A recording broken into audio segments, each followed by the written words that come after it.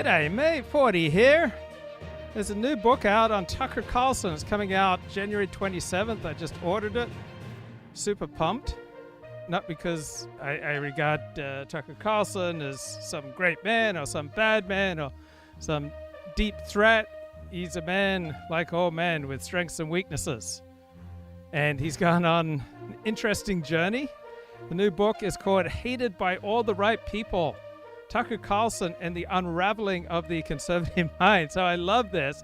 This presumes that the conservative mind was ever once primarily driven by principles. And that doggone Tucker Carlson, he came along and he disrupted the conservative mind that used to be driven by objective pursuit of truth and transcended principles of fairness and goodness and kindness. And that doggone Tucker Carlson, he went and perverted and degenerated the conservative mind and conservative media. It's so heartbreaking. Why did Tucker have to do that? How did this one man have so much power to be able to destroy the conservative mind? My God. So, Pod Save America. The author goes on Pod Save America. MAGA evolution, the way the world has changed, the way the media has changed over the last couple decades. So I cannot recommend the book enough. So let's just start at the top. So the book's about Tucker Carlson and kind of like the arc of his career across the establishment media world, his time at Fox, his still very mysterious firing from Fox. And then there's this modern iteration where he is this massive force in independent media, but also like a confidant and advisor to Donald Trump in a lot of ways. At the top. So the first question is like, why did you decide to follow Tucker instead of some of the other big names in conservative media, right? Like a Bannon or a, Ben. So one key thing I learned about Tucker from reading, I think, the last Michael Wolff book, that everyone who spends time with him pretty much likes him. And he's probably the only person in America with a more passionate and fervent following than Donald Trump. Shapiro. And then, I don't know, how do you think Tucker's story kind of tracks that evolution in American politics that we've seen? Well, so the original genesis for the book was I was talking to my agent not too long after January 6th in 2021, and we were talking about doing a book about the coming Republican Civil War, because Donald Trump was clearly gone, right? He was never going to come back from that, right. And it was, and we were talking about how 2024 was going to play out, the various factions within the Republican Party, who was going to sort of triumph in that, and I was explaining to my agent that I thought, all the people who were going to try to inherit Trump supporters, the Ted Cruz's, Josh Hawley's, all those guys, no matter how many positions, like Trump-like positions they staked out, they were never going to get Trump's, supporters, the MAGA base, because they weren't entertaining. They have no charisma. They're not able to kind of hold their attention. I mean, say what you will about Trump, but that is one of his superpowers. He's a, remarkably entertaining figure. Yep. And as just kind of an aside, I said to Chris, the only guy who can do that is Tucker Carlson. And we both kind of paused and we were like, oh, wait a second, that's the book. And, the more I thought about Tucker, the more I just kind of recognized that his whole career is such a incredible window on the incentive structure that exists in conservative media and conservative politics, because at every step along the way he's kind of tailored his own personality, tailored his own stances to that incentive structure. And what you see him doing today, unlike the rest of us, we're not constantly tailoring ourselves to an incentive structure. It's just that doggone Tucker Carlson, that bad man Nick Fuentes. All right, it's just these evil people on the right who are tailoring themselves to incentive structures. Very upsetting. Hey, what he did at Fox, he's kind of responding to what the conservative base and conservative viewers want. And he has a really just well-developed kind of radar for where the audience is. So, wow, if you have a well-developed radar for where the audience is, perhaps you'll be more successful when you give people what they want. So the Washington Post has a book review here. Tucker Carlson went from moderate to fanatic. Yes, he followed incentives and took conservative media with him. People did not evolve to be gullible. Right? Conservative media went where the audience was. Right? You're listening to Tucker Carlson went from moderate to fanatic and took conservative media with him. Initially, much of the conservative media absolutely hated Donald Trump, but when their audience all fell in behind Donald Trump, the conservative media had to fall in line. A review written by Becca Rothfeld and read by Josh, an AI-generated voice. I love Josh. Anyone who wants to govern the country has to entertain it, wrote the novelist Saul Bellow in 2000. The remark turned out to be more apt than he could possibly have surmised at the time. 16 years later, a reality TV star clinched the presidency and proceeded to entertain. Oh my God, it's so low status. Just imagine having a politician who entertains. So it's a shame we're not back in the good old days when William F. Buckley was the leading conservative intellectual, otherwise known as the Kim Kardashian of the conservative movement. What Bill Buckley did was entertain. He wasn't thoughtful. He wasn't deep. He never produced a serious book. He was just good with quips. He was just an influencer. He was just an entertainer. Entertain the nation half to death. Donald Trump prevailed in 2016 and again in 2024 largely because he is a consummate showman with a flair for scandal and a gift for erratic capitalization. But he also triumphed in part because a media circus anointed him its ringmaster. Without Breitbart News, there would be no Trump. Without Fox News, there would be no Breitbart. And without the spate of conservative magazines that preceded network television, there would be no Fox. That all seems dubious. You really don't think that the enormous pent-up demand that was not getting met for conservative media would have been met even if there hadn't been a Breitbart or Daily Caller or Fox? Something like them would have taken their place. When you have an enormous audience, you will have eventually someone willing to supply that audience with what it wants. The history of MAGA, then, is necessarily also a history of American conservative media, which evolved from a pseudo-intellectual enterprise into a nativist bonanza in just 2 whirlwind decades. And who better?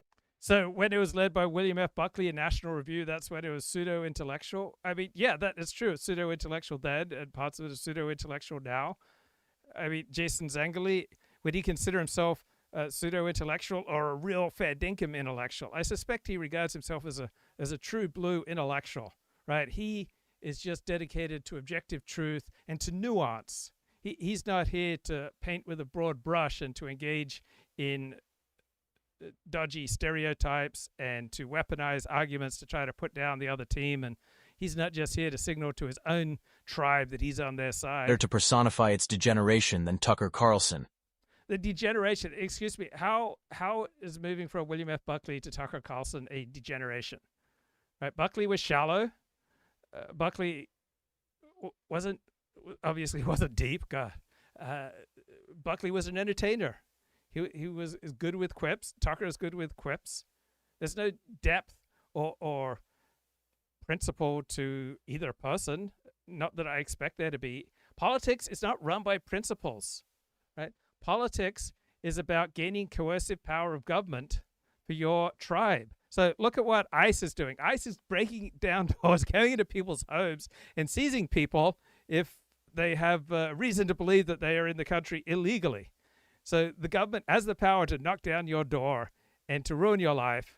And so the normal self-interested thing is to arrange your rhetoric and your incentives and your narratives to assemble a coalition so that your side, your tribe, can seize the coercive powers of government and protect you from the other side who also wants to seize the coercive powers of government. So it's life and death, man. Think about those people whose doors are getting knocked down by ICE. Think about those people who hate that these people's doors are getting knocked down by ICE. It's coercive. Government ultimately is backed up by force. It has the power to put you in prison. So with those intense incentives, why would you not be doing absolutely everything that you can to seize the coercive powers of government, right? Why is this fight over ICE, particularly in Minnesota, why is it so intense? I'm thinking back to something David Pinsoff wrote in December. Partisan hatred is not a whoopsie. You want to know why partisans hate each other? It's not because they gave in to dumb, primitive urge called tribalism. It's not because they had a senior moment and forgot to check for disconfirming evidence of their propaganda. It's because they are locked in. Zero-sum competition over the coercive apparatus of the state. That's the thing that forcibly puts human beings in prison at gunpoint. The stakes are high. What do we do in high-stakes competition? Do we selflessly sacrifice ourselves for the truth? Do we seek for ontological satisfaction? Are we driven primarily by global, universal, transcendent principles? No, we fight dirty. We demonize the competition. We deny we do this. We embellish how much the other side does it, because denial and embellishment are useful weapons to wield in the fight. When the stakes are enormous, people don't self-sacrifice and fall back on abstract principles. And the stakes are enormous in politics. A man who began his career as the token conservative on CNN and who now spends his days peddling conspiracy theories and interviewing neo... The incentives change. When it suited Tucker Carlson to be a country club Republican, to be a moderate Republican, to be the type of Republican who could be liked by the mainstream media and elites, then Tucker was that bow tie wearing conventional Republican. Then when the audience changed, when the incentive structure changed, Tucker Carlson changed with the incentives, just like you and I do. When incentives change, we change with them. Nazis and videos he posts on X. In Hated by All the Right People, Tucker Carlson and the Unravelling of the Conservative Mind, veteran political journalist Jason Zengerle provides an account of Carlson's metamorphosis that is mordant, insightful, vigorously reported, and, yes, guess what? There's no dramatic Tucker Carlson metamorphosis. Tucker is like me. He follows incentives just as trees and plants follow the sun. They grow towards the sun. So too with Tucker Carlson, right? There was no great dramatic metamorphosis. He didn't have a come to Jesus moment. He didn't have this deep change of heart. What happened to Tucker is what happens to you and what happens to me. We all make a series of strategic maneuvers in high-stakes status and alliance games, right? Our political beliefs do not stem from our deep-seated moral values. They are post hoc, ad hoc, patchwork narratives designed to support our allies, denigrate our rivals so that our side can seize the coercive powers of government and wield them against our enemies. So apparently Tucker Carlson's become a slave to virality, right? He responds to incentives. And he hired reporters who wrote stories to actively antagonize liberals, right? Argument is a tool that we use to hurt our enemies and to bolster our own side. Argument is not something that we do in pursuit of truth. We support our allies, right? We put down our enemies.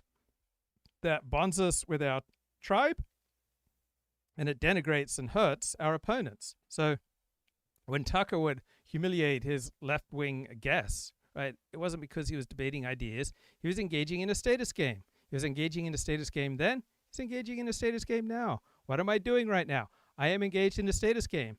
I am playing the status game that I can provide you more valuable and insightful truths than other people. So Tucker wants to lower the status of his rivals to elevate his own status and the status of his allies. I want to lower the status of my rivals, and I want to elevate the status of myself and my allies. Shocking. Deliciously entertaining. It does not hurt that Zengerle was there, at least for some of the events he relates. In the late 1990s, he was a young intern at the New Republic when Carlson, an up-and-coming reporter from a rival magazine, stopped by the office to meet a friend for lunch. Their paths could not have diverged more sharply since. At the time, Carlson was not yet a talking head, and he did not hold the suite of views associated with the so-called paleo-conservative phalanx of the right. Instead of deploring immigration... Okay, let's just put a bookmark in that phrase, so-called. You notice that's an elite signal. So just as Tucker is signaling to his allies and denigrating his enemies, so too this Washington Post reviewer and this excellent journalist. He is such a good writer, good journalist. I enjoy his work. He's a man of the left, though.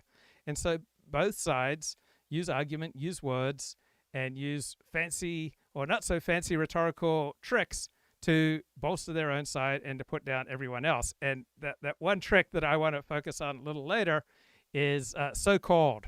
So I've often been called a so-called expert on this or that.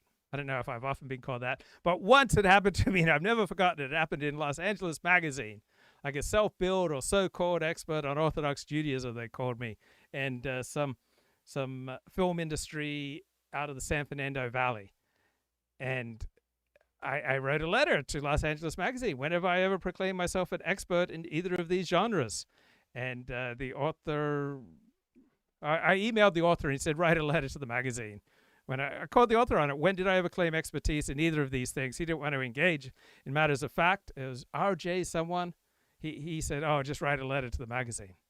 Bloody hell. So-called, right? When you get that so-called, when it's completely unnecessary, when it adds no depth, when it adds no truth, when it doesn't optimize for truth, when it doesn't add clarity, when it doesn't add sophistication and nuance, when it doesn't add anything, right? It's just a signaling device that you're a member of the sophisticated elite, the good people, and you use so-called to put down people that you don't like.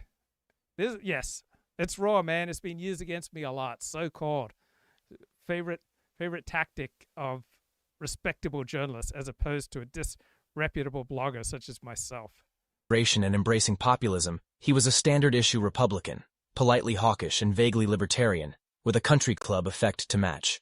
It was the obligatory stance for a child of Republican royalty. Zengerle explains, his father Dick ran the Voice of America for Ronald Reagan and was George H.W. Bush's ambassador to the Seychelles. Naturally, Tucker's stepmother was an heiress. Carlson fit right in as a writer at the Weekly Standard, a neoconservative magazine founded and edited by Fred Barnes and Bill Kristol. If the Standard was pugnaciously partisan, it was also basically reliable and sometimes even aspirationally intellectual. Carlson, one of the fledgling outlet's stars, was a centrist who embraced a number of what now seem like... So the Weekly Standard aspired to be intellectual. If only all of us could be as intellectual, as truth-seeking, as truth-optimizing, as clear and plain-spoken and non-propagandistic as this book reviewer and this author. We can only wish that we can ever attain such a nuanced, sophisticated, elite, truth-optimizing status. Meanwhile, we have to be strong and carry on, even though we're just grubby losers compared to these elites. I love it when they talk to us this way. Love it. Like liberal niceties. He mocked the supporters of eccentric presidential candidate... So the author, he doesn't mock people, right? Jason Zengerle doesn't mock, and this book reviewer doesn't mock. This is only something that rabble-rousers do. Ross Perot, for fearing a cabal they call the establishment, wrote op-eds in favor of immigration in the Wall Street Journal, deplored the proto-Trumpian populist presidential candidate Pat Buchanan, and called Trump himself the single most repulsive person on the planet. He retained these middle-of-the-road beliefs when he pivoted to television. So much so that when CNN announced that Carlson would serve as the right-wing host of the debate show Crossfire, Zengerle writes, some prominent Republicans argued that Carlson was insufficiently conservative to represent the right. Was there a definitive moment when this mild figure changed his tune? A number of personal explanations are available to those who care to seek them. Over the decades, Carlson had been accumulating a list of elite grievances. He was rejected from Ivy League schools when he applied to college, humiliated on live television by Jon Stewart, and fired by one news network after another until he was forced to stage a brief return to magazine journalism. So, what led to this metamorphosis?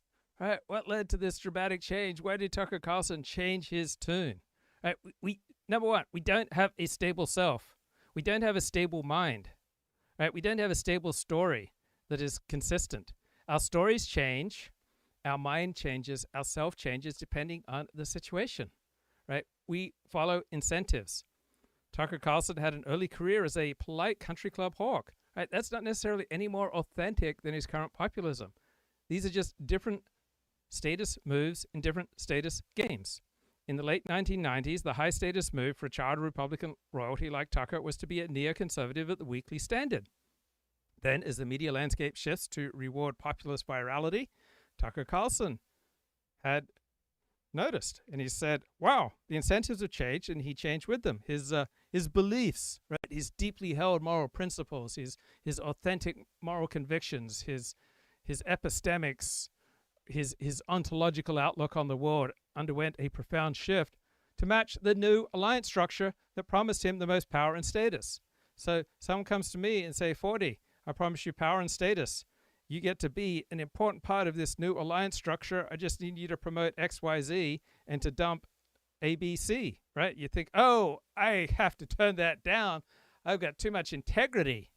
I can't give away my integrity, right? I stand for these internal transcendent principles, right? My politics comes from a deeply felt, long-term, consistent position of small government, low capital gains rates, and making America a beacon of democracy around the world. So Tucker Carlson became a slave to virality. as though you and I are any different and we are not slaves to incentives. Right? We use argument to hurt our enemies and to bolster our own side. We use propaganda to support our allies, hurt our enemies. So Tucker Carlson shifted from mocking Ross Perot's theories about the establishment to champion them. And Tucker wasn't violating any of his own core principles, any core philosophical or political or authentic moral principle. He was swapping one set of ad hoc moral narratives for another. Right? This new perspective better served his current alliance with the MAGA base. So what does ad hoc mean? Right? Seems like a fancy word. Right? When necessary, when needed, created or done for a particular purpose, as necessary. We come up with justifications and explanations and propaganda to support our type of politics and our type of alliance as needed. When the incentive change, when the people change, when you have shifts in the wind, then you change your narrative. Now you're no longer about keeping capital gains rates down. Now you might have other priorities such as reducing immigration. Beneath his collected waspy exterior, resentments were simmering. By the time he found himself with a primetime show on Fox, he had plenty of reasons to want to own the libs. Some of the other personal explanations for Carlson's shift do him somewhat more credit. He first broke with the Republican mainstream over the Iraq War, going so far as to tell the Washington Post that he was embarrassed to have ever supported it. Once he began to question his neoconservative mentor's bloodthirsty bellicosity, he started to question received Republican wisdom more broadly. According to Zengerle, he began by asking what else the people he held in low regard might be right about. Prime among those people was none other than paleoconservative poster child Pat Buchanan. But the more potent explanation for Carlson's radicalization is material. Hated by all the right people is as much a work of media criticism as it is a professional biography of Carlson. And Zengerle chronicles how first television, then the internet started to reward extremes, privileging provocation and punditry over somber fact-finding. Crossfire did so in an almost laughably exaggerated way.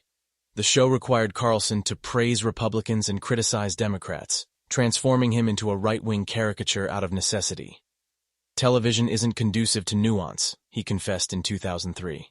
But Crossfire was only the beginning of the end where nuance was concerned. Worse by far was the Daily Caller, the digital news outlet that Carlson launched with a college friend after he was booted off cable news in 2008.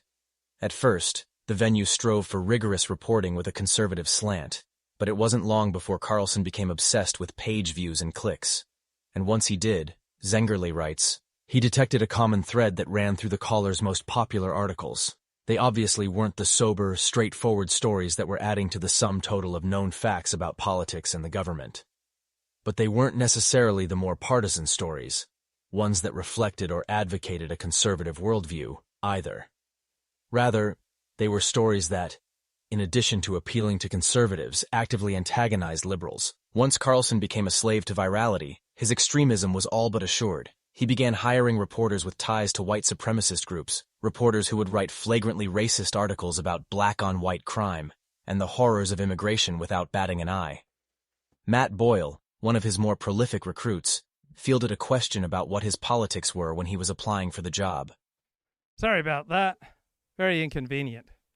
But sometimes I have to put people first. It's because I'm just such a caring, sharing guy. CIA loser. Does that refer to myself or Tucker Carlson? No one's ever called me a CIA loser. I mean, that would be awesome. I hope I can become a CIA loser. All right. Here is the interview with the author,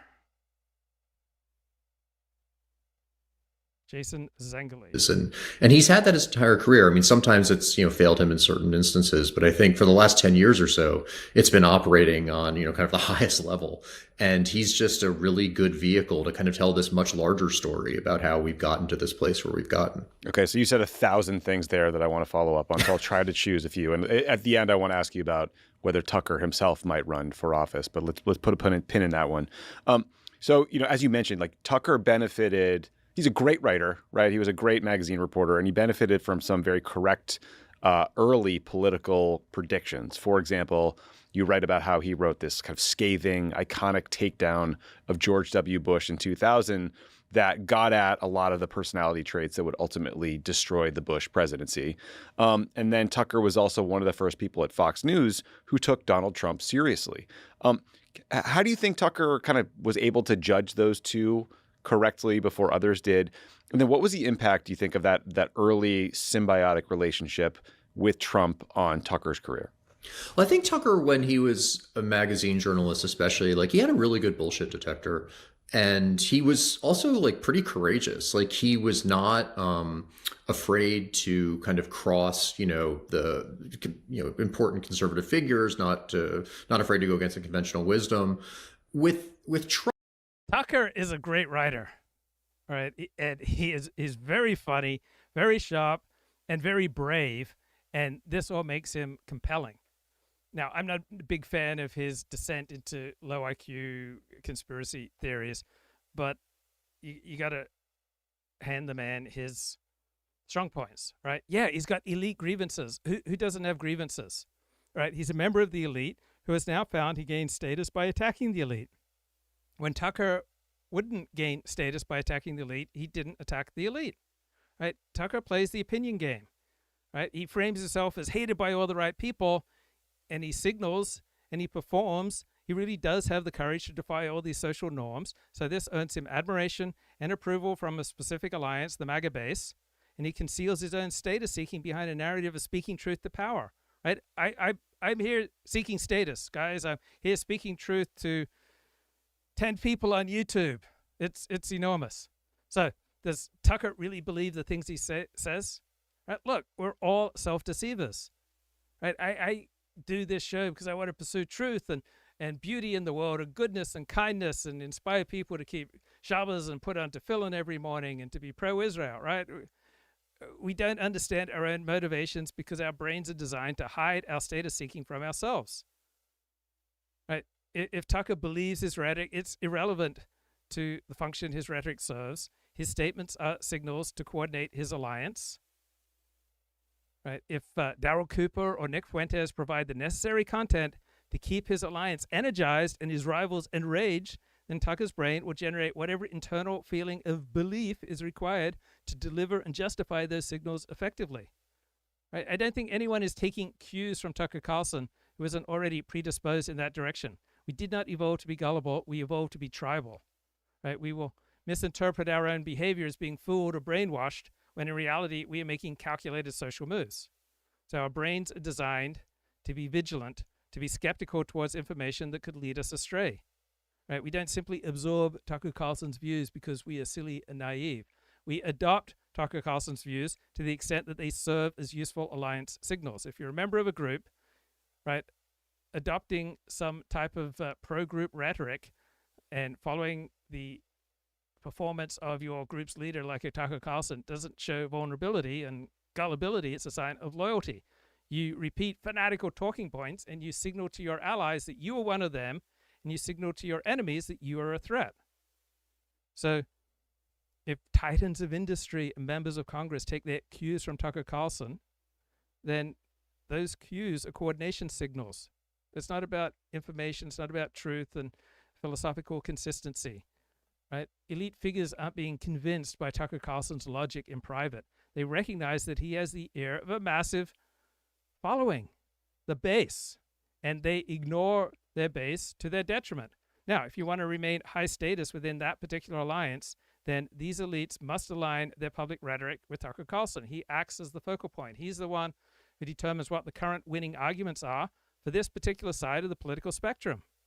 We are most gullible to ourselves. Right? To be an effective ally, your brain hides your true cynical motives, your desire for status and power from your conscious mind. This allows you to say things that are factually untrue while feeling a genuine sense of moral conviction and moral outrage. So when Tucker Carlson's audience listens to him, they're not being duped. They're engaging in a joint project of narrative construction. Tucker Carlson provides the ammunition and the arguments. The audience provides the deployment, repeats those arguments within their own social circles. They gain strength and they feel good from doing this, and it has absolutely nothing to do with telling the truth. Whatever you want them to be, he replied. He ended up becoming one of the site's most read reporters before he was lured away to its biggest competitor, Breitbart News. Breitbart soon left Carlson's team in the dust, becoming the premier destination for alt-right griping and one of the first and most outre in a soon-to-be crowded market. But Carlson brought... So as Breitbart and Daily Caller and Tucker Carlson serve a highly intense in-group, right, they're going to serve a highly intense in-group with a highly intense sense of grievance. Right? All intense in-groups have an intense sense of grievance, whether they're on the left or the right, or among Jews or gays or blacks or Christians or white people or brown people or yellow people or black people or red people or pink people. Right? Every strongly identifying in-group has a particularly intense sense of grievance. The lessons he had learned during his submersion in the vitriol of the internet with him when he returned to television in 2009, this time to Fox News. Many of his peers on the network were initially skeptical when Trump announced his presidential bid in 2015. But Carlson had seen firsthand how nativist posturing played with the base. Ever since he'd launched the Daily Caller, Zengerle writes, he'd been immersing himself in its web traffic metrics. They served as an early warning system for Carlson about where the conservative base was headed, and how a populist candidate who explicitly ran on nativism, white grievance, and sexism might have a lane in a Republican primary. Carlson was right, and his reward was Tucker Carlson Tonight, which ran during a coveted evening slot and soon became the most-watched show on cable news. Well, Tucker Carlson was among the first conservatives who made the argument for Donald Trump and his movement in late 2015. So Tucker was able to provide a coherent and appealing version of Trumpism in the middle of all the bizarre things that Donald Trump would say and do. News. Once, he had encouraged the staff of the Daily Caller to vilify their political opponents in the rapid pursuit of clicks. Now, he did the same each weeknight, inviting the most outrageous and inarticulate left-liberal guests he could find for the sole purpose of bashing them. For many of his viewers, it was a revenge fantasy come to life. It turned out millions of Americans loved watching someone who could reliably and serially humiliate people they despised, Zengerle writes. Although Carlson also served to... So this Washington Post book reviewer doesn't have any interest in humiliating her political enemies. And Jason Zengerle, the author, he isn't all about humiliating people on the right. Give me a break. Promote Trumpism without Trump. That is, to synthesize the erratic president's often inconsistent statements into something approaching a cohesive paleo-conservative worldview. He attracted viewers primarily because he had mastered the dark art of courting outrage. When he was fired from Fox in 2023, it was the only art he had left. If Carlson was already leaning toward Trump in the 2024 presidential race, Zengerle writes, his firing from Fox practically forced him onto Trump's lap. Recent guests on the show he broadcasts on X and on his website include Daryl Cooper, a popular podcaster and Holocaust denier, and Nick Fuentes, a neo-Nazi. Does Carlson... So would Daryl Cooper be a Holocaust denier or Nick Fuentes a neo-Nazi if there weren't strong incentives, if there wasn't an enormous audience that wanted this kind of edgy material? No. They're both giving an audience what they want, and they're signaling to their audience that they're willing to burn all bridges to polite society. But we don't have to take people at their word. Just because someone mocks the Holocaust or says really edgy things doesn't mean that we should automatically ascribe to them everything that they're claiming for themselves. People rarely say what they mean. People rarely mean what they say. Instead, people respond to the incentives of a particular situation. Carlson believe the outlandish things he says now? The things about them and the ruling class? About the Jews and the elites? Is that even the right question? Whether Carlson really believes the awful things that he says these days matters less than that he says them at all, and that millions of people, members of Congress, titans of industry, the president, and just everyday Americans, listen to and take their cues from him, Zengerle writes. Then he adds, what matters is that by saying these things, Carlson has finally achieved the fame, power, and influence. So would people take their cues from Tucker Carlson if he didn't meet their needs, if he didn't meet their tribal needs, if he didn't meet their needs to humiliate their enemies and to buck up and bolster their friends? No. Tucker is influential because he serves the needs of a particular audience. He realizes what people want to hear, and he tells them that. Influence that for so long eluded him. In other words, right, there's no me without you. We're in this together, right? You think I could perform this high quality if I wasn't receiving so much amazing feedback in the chat right now? I got a good afternoon. I got a blessings. I got a Dobry Den comment, and I got CIA loser, right? That's the sustenance that keeps me going. That's how together we create this magic. You think I could just stand here on my own? You think I just roll out of bed looking this amazing? You think I can just walk down the street and be this articulate? No, I'm only this articulate, this blindingly brilliant, this profound and provocative and exciting and deep and life-changing, because we're in this together. We're building a tribe of truth seekers. My fellow patriots, here I stand. I can do no other. So help me God. What matters is that he has become disastrously, perhaps fatally entertaining, hated by all the right people. Disastrously, fatally entertaining. Wow, that sounds really bad. Tucker Carlson and the Unravelling of the Conservative Mind, by Jason Zengerle. Whew. That was intense. Okay, so Tucker Carlson's not taking conservative media with him. He's not just some master of persuasion. He's not just so brilliant that if Tucker was to go out and say, you should suck off a dog, then therefore millions of people are going to go out there and suck off a dog. All right? He is only persuasive to people who want to be persuaded. All right? It wasn't my silver tongue that got me into bed with various beautiful women over the course of my life. It was they wanted to, because they wanted some of this. Right? What Tucker did is he identified the most potent status incentives, and he provided a narrative that allowed people to pursue those incentives and feel like heroes. Who doesn't want that? So the Washington Post concludes its review. What matters is that he has become disastrously, perhaps fatally entertaining. Right? This is classic status closure. When a writer calls something fatally entertaining, they're not observing a truth. They're not making a scientific observation about the survival of the Republic. They're using high-status moral language to pathologize their enemies, a rival alliance, those bad MAGA people. So the Washington Post uses disastrous and fatal to signal to their own liberal audience that Tucker Carlson is not just a political opponent, he is a form of moral contagion. So you get the framing of Tucker's success as a threat to truth and democracy, and that way you get to bolster the status of the elite group that claims to protect those values. So the use of this hyperbolic language is just another tool in the argument game. It's another tool in the political and assembly of alliances game.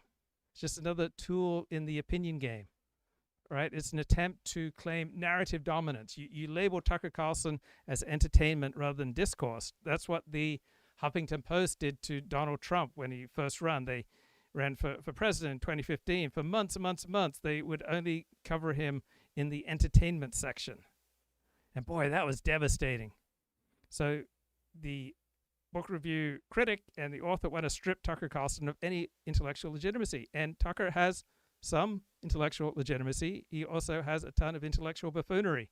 He's a complicated and mixed man who responds to incentives. So the Washington Post and the author of this book both claim the moral high ground, right? They put out this self-righteous tone as a barrier. They want to show that they are part of the high-status rational class, the educated people, whereas Tucker Carlson and his audience, part of a low-status mob, a rabble, a circus. What's the role of argument in politics? To hurt our enemies and to bolster our friends. If Tucker is entertaining, his supporters are merely spectators rather than citizens. Just another sophisticated way of lowering the status of millions of people. So the critic here in the Washington Post is not just reviewing a book. They are participating in the same alliance behavior that they accuse Tucker Carlson of doing. They are providing ammunition for their own side. So if a reader already dislikes Carlson, this fatal framing feels like a profound insight. For everyone else, it feels like an attempt to shut down a rival's influence by declaring it dangerous and entertainment. So when you call a media figure fatally influential, it assumes a level of fragility in the social order that probably does not exist. We did not evolve to be gullible, and a single entertainer cannot unravel a mind, the conservative mind, the conservative media, or the American nation. But if you call somebody fatal, right, then you get to justify aggressive countermeasures, right? Everything is on the table. Once you paint Tucker Carlson as fatal for the American Republic, then any response to Tucker Carlson is morally licit. There are no longer any moral safeguards for how you react to Tucker Carlson. if Tucker Carlson is a threat to the very existence of this country, then any tactic used against him, censorship, social ostracization, legal pressure, or far worse, it's a moral necessity. It's not a power play. It's not being vindictive or petty. It's a moral necessity because we have this great moral contagion that's being unleashed by Tucker Carlson that threatens to be fatal to the American Republic. And so just as when Donald Trump made the argument the 2020 election was fixed, therefore there were no longer any guardrails for his supporters because something vital had been stolen from them. The system had been rigged against them. When you make the case the system has been rigged against your tribe, then you release your tribe from any moral obligations. Now, humiliating the outgroup feels really good. It's more satisfying than learning facts or that our brains treat social status as a survival resource while we treat abstract facts as optional data. We did not evolve to be truth seekers. We evolved to be status seekers within a tribe. When you watch Tucker Carlson destroy or humiliate a political rival, your brain interprets that event as a victory for your tribe. So we have millions of years of ancestral history, of evolutionary history, and over those millions and millions of years, lowering the status of a rival tribe meant more resources, better protection, and higher reproductive success for you and your group. So learning facts is tiring. It's cognitively expensive. It doesn't usually raise your social standing. But humiliating the outgroup provides an immediate status high. It signals that your alliance is dominance and your rivals are incompetent buffoons, fools, evil, terrible, awful people. So arguments are ammunition. If you learn a dry fact about the GDP, you have a piece of data. But if you learn a witty, devastating way to mock a rival, then you have a weapon. Tucker provides weapons for people who want weapons. Most people don't follow politics and don't watch political media to update their mental models of the world. I mean, you do that here because you come here as a patriot seeking truth. But most people watch to load their magazines to unload on their enemies. People want to find specific phrases, labels, frames, arguments, jokes that will allow them to win the next status skirmish with an acquaintance or a coworker or a family member from the other side. And when you get to humiliate the outgroup, you get to feel strong. Pride feels amazing, right? You humiliate the enemy, you will feel pride and you will feel amazing. And you get to engage in moral laundering. You get to wash all your dirty stuff. You frame the outgroup not just wrong, but evil, crazy, and dangerous. You justify your own group's pursuit of power without any guardrails. Right? Feeling moral certainty feels amazing. Facts are messy. Right? Getting nuanced. Right? That's challenging. It's hard to feel like a hero when you are nuanced. Right? But humiliating the outgroup, simplifying the world into a struggle between the good guys, us, and the bad guys, them, that feels amazing. You get a clarity, and it's addictive. It removes the whole cognitive dissonance of being a status-seeking primate, and it replaces it with a noble feeling of being a defender of the truth. Now, sophisticated intellectual circles, such as the Washington Post crowd and the author of this book, they play the same games as these fanatics and low IQ Tucker Carlson followers that they criticize. But they use status closure to hide the machinery. So in elite groups, vocabulary functions as gatekeeping.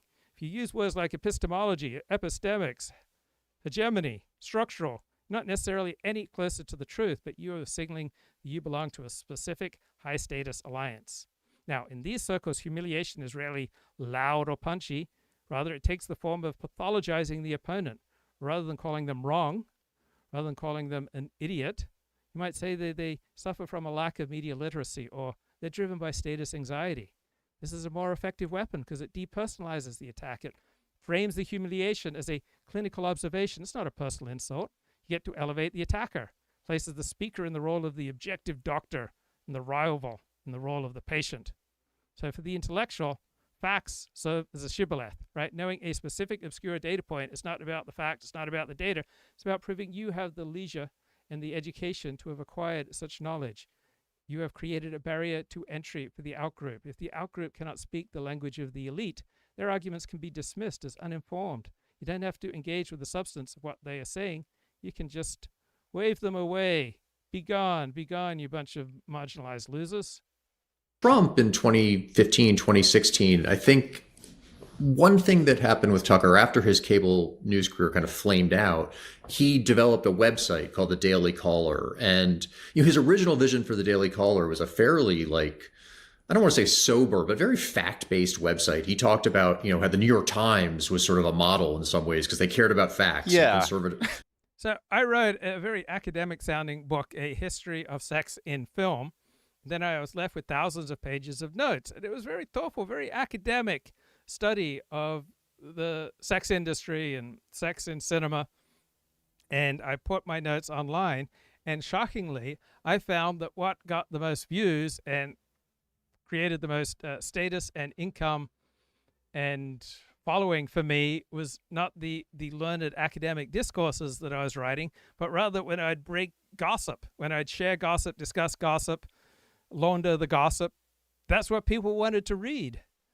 And I had the most lofty and noble aspirations, but I responded to the incentives and I became a little bit of a gossip monger, God forbid. So intellectuals get the same dopamine hit from a perfectly worded takedown in a literary review as a MAGA supporter gets from a Greg Gutfeld or Tucker Carlson monologue, right? The pleasure comes from that shared recognition of superiority. Like, now that you're here, right, now that the crowds are out, we got 13 people here, we've got Bob Altberger here, we've got Elliot Blatt, right? The superior people are here, the true patriots are here, right? The people who understand what's going on, right? You may be struggling, we may be struggling, but at least we see through the bullshit, right? We're superior men. And here we are gathered together, dearly beloved. Such a thrill, right? Is there anything better than sharing in this recognition of our own superiority, right? When intellectuals laugh at Donald Trump, they're reinforcing their own internal hierarchy. They're reinforcing that they are the right people. They understand the real world. Everyone else is just seeking entertainment. But you're my fellow truth seeker. You appreciate nuance. You appreciate sophistication. You appreciate seeing through the BS, my fellow patriot. I don't remember that really playing out quite like that, but that was the early pitch, wasn't it? That was the early pitch, and that was the first staff that he hired. I think he realized very quickly that there was not an audience for that. But in recognizing what the audience was. See, as opposed to me, I've been live streaming almost every day for 8 years, and I have received abundant evidence over the past 6 years that there's very little audience for what I'm doing. But I soldier on because I am a devoted servant of the truth. I can do no other. So I didn't have Tucker Carlson's level of awareness. I haven't studied the metrics. I'm not willing to fire up the low IQ conspiracy theories. I would just prefer to spend my time with superior men such as yourself. We band of brothers. I mean, that's who we are. We're a band of brothers, right? We're not large in number. We are few, right? We happy few, right? That's what's going on here, right? We're a band of brothers, and tell you what, for he today that sheds his blood with me shall be my brother. Be he never so vile, this day shall gentle his condition, and gentlemen in England now abed shall think themselves accursed that they were not here. They will hold their manhoods cheap while any speaks that fought with us here upon St. Crispin's Day. My band of brothers. He was able to see that, conservative viewers really wanted, kind of like nativist content, kind of racist content, focus on like black on white crime and things like that. And he saw nativist content, racist content. And please understand, these are just objective, unbiased, nuanced descriptions of reality here, right? He's not just putting down the other side. He's not trying to humiliate people with a different perspective or in a different hero system, right? He's just objectively optimizing for truth here. He's not like the rabble that listened to Tucker Carlson. He's just stating things that are just objectively true, that Trump supporters are a bunch of nativists and racists. Saw the gap that existed between the conservative base and the Republican establishment, I think a lot earlier than, most conservative pundits did, just because he had the. And that's such a bad thing, what Tucker did. He told people what they wanted to hear. Is that repulsive or is that repulsive?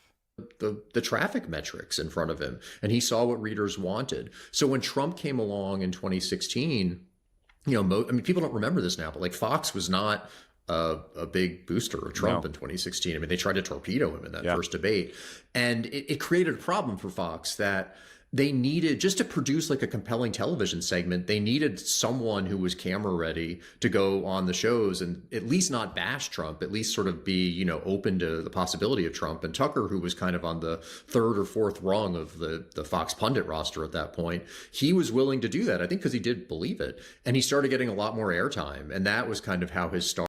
So he apparently is one of us guys. He sees through the BS, man. This author. Right, he's one of the good guys. Right, he's not just being self-righteous here. He's not playing any kind of status game. He's not just about signaling to other members of his particular elite alliance that they share a superior vantage point. And apparently, this book teaches us that the history of MAGA is also a history of American conservative media. That it evolved from a pseudo-intellectual enterprise into a nativist bonanza in just 2 whirlwind decades. Whoa! Did you realize that we're in the midst of a nativist bonanza? And this description, nativist bonanza, that's just a plain, simple, objective description of reality. There's no virtue signaling. There's no attempt to humiliate the other side here. He's just optimizing for truth. And who better to personify its degeneration? Again, degeneration is just objectively true. All good people understand that this is a degeneration, that we used to have those high and mighty days of William F. Buckley running National Review when it was just all so high-minded and ethical and moral and philosophical with transcendent eternal verities, right? And now we've degenerated, such an objective term, to Tucker Carlson, a man who began his career as the token conservative on CNN, now spends his days peddling conspiracy theories. So when these same Washington Post elite journalists tell us about systemic racism for which there's no evidence, they're not peddling conspiracy theories, guys. They're just telling us the truth. And interviewing neo-Nazis. Yeah. Boy, neo-Nazi, that's such a profound, truth-seeking, truth-optimizing, plain, unadorned language, right? Because Nick made some jokes, and therefore those jokes, we can kind of see them as just being like a Nazi. So we get to throw around the most damaging, humiliating epithets that we can think of to justify the most evil things that could happen to our opponents. We want to release all moral restrictions from what some unhinged person might want to do to a member of this populist right. But he's one of the good guys.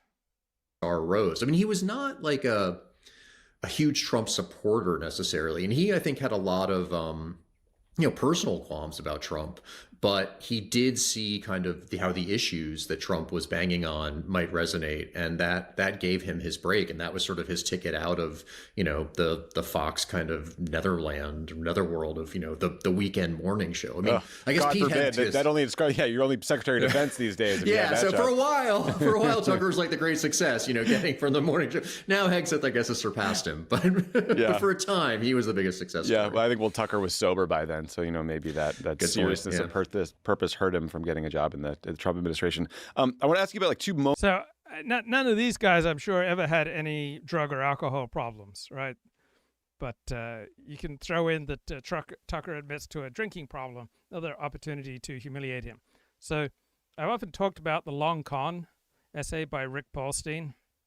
Came out in 2012 and talked about how much of conservative media is funded by highly dubious cons selling highly dubious supplements. And the metamorphose of Tucker described in the Washington Post, these are two sides of the same coin. You have a massive ongoing status and alliance game, right? The con of Tucker Carlson is not a deviation from conservative principles. It is a function of conservative principles. The number one conservative principle is make alliances so that you can seize the coercive apparatus of government. Right? That has always been the dominant conservative principle and the dominant liberal principle and the dominant left-wing principle and the dominant right-wing principle. Say and do whatever you need to create an alliance so that you can seize government power and be coercive in pursuit of protecting your group and hurting your enemies. So conservative media has long been a mail order operation, selling oil fields in the placenta and 23-cent heart miracles to harvest the names of the most fervent believers.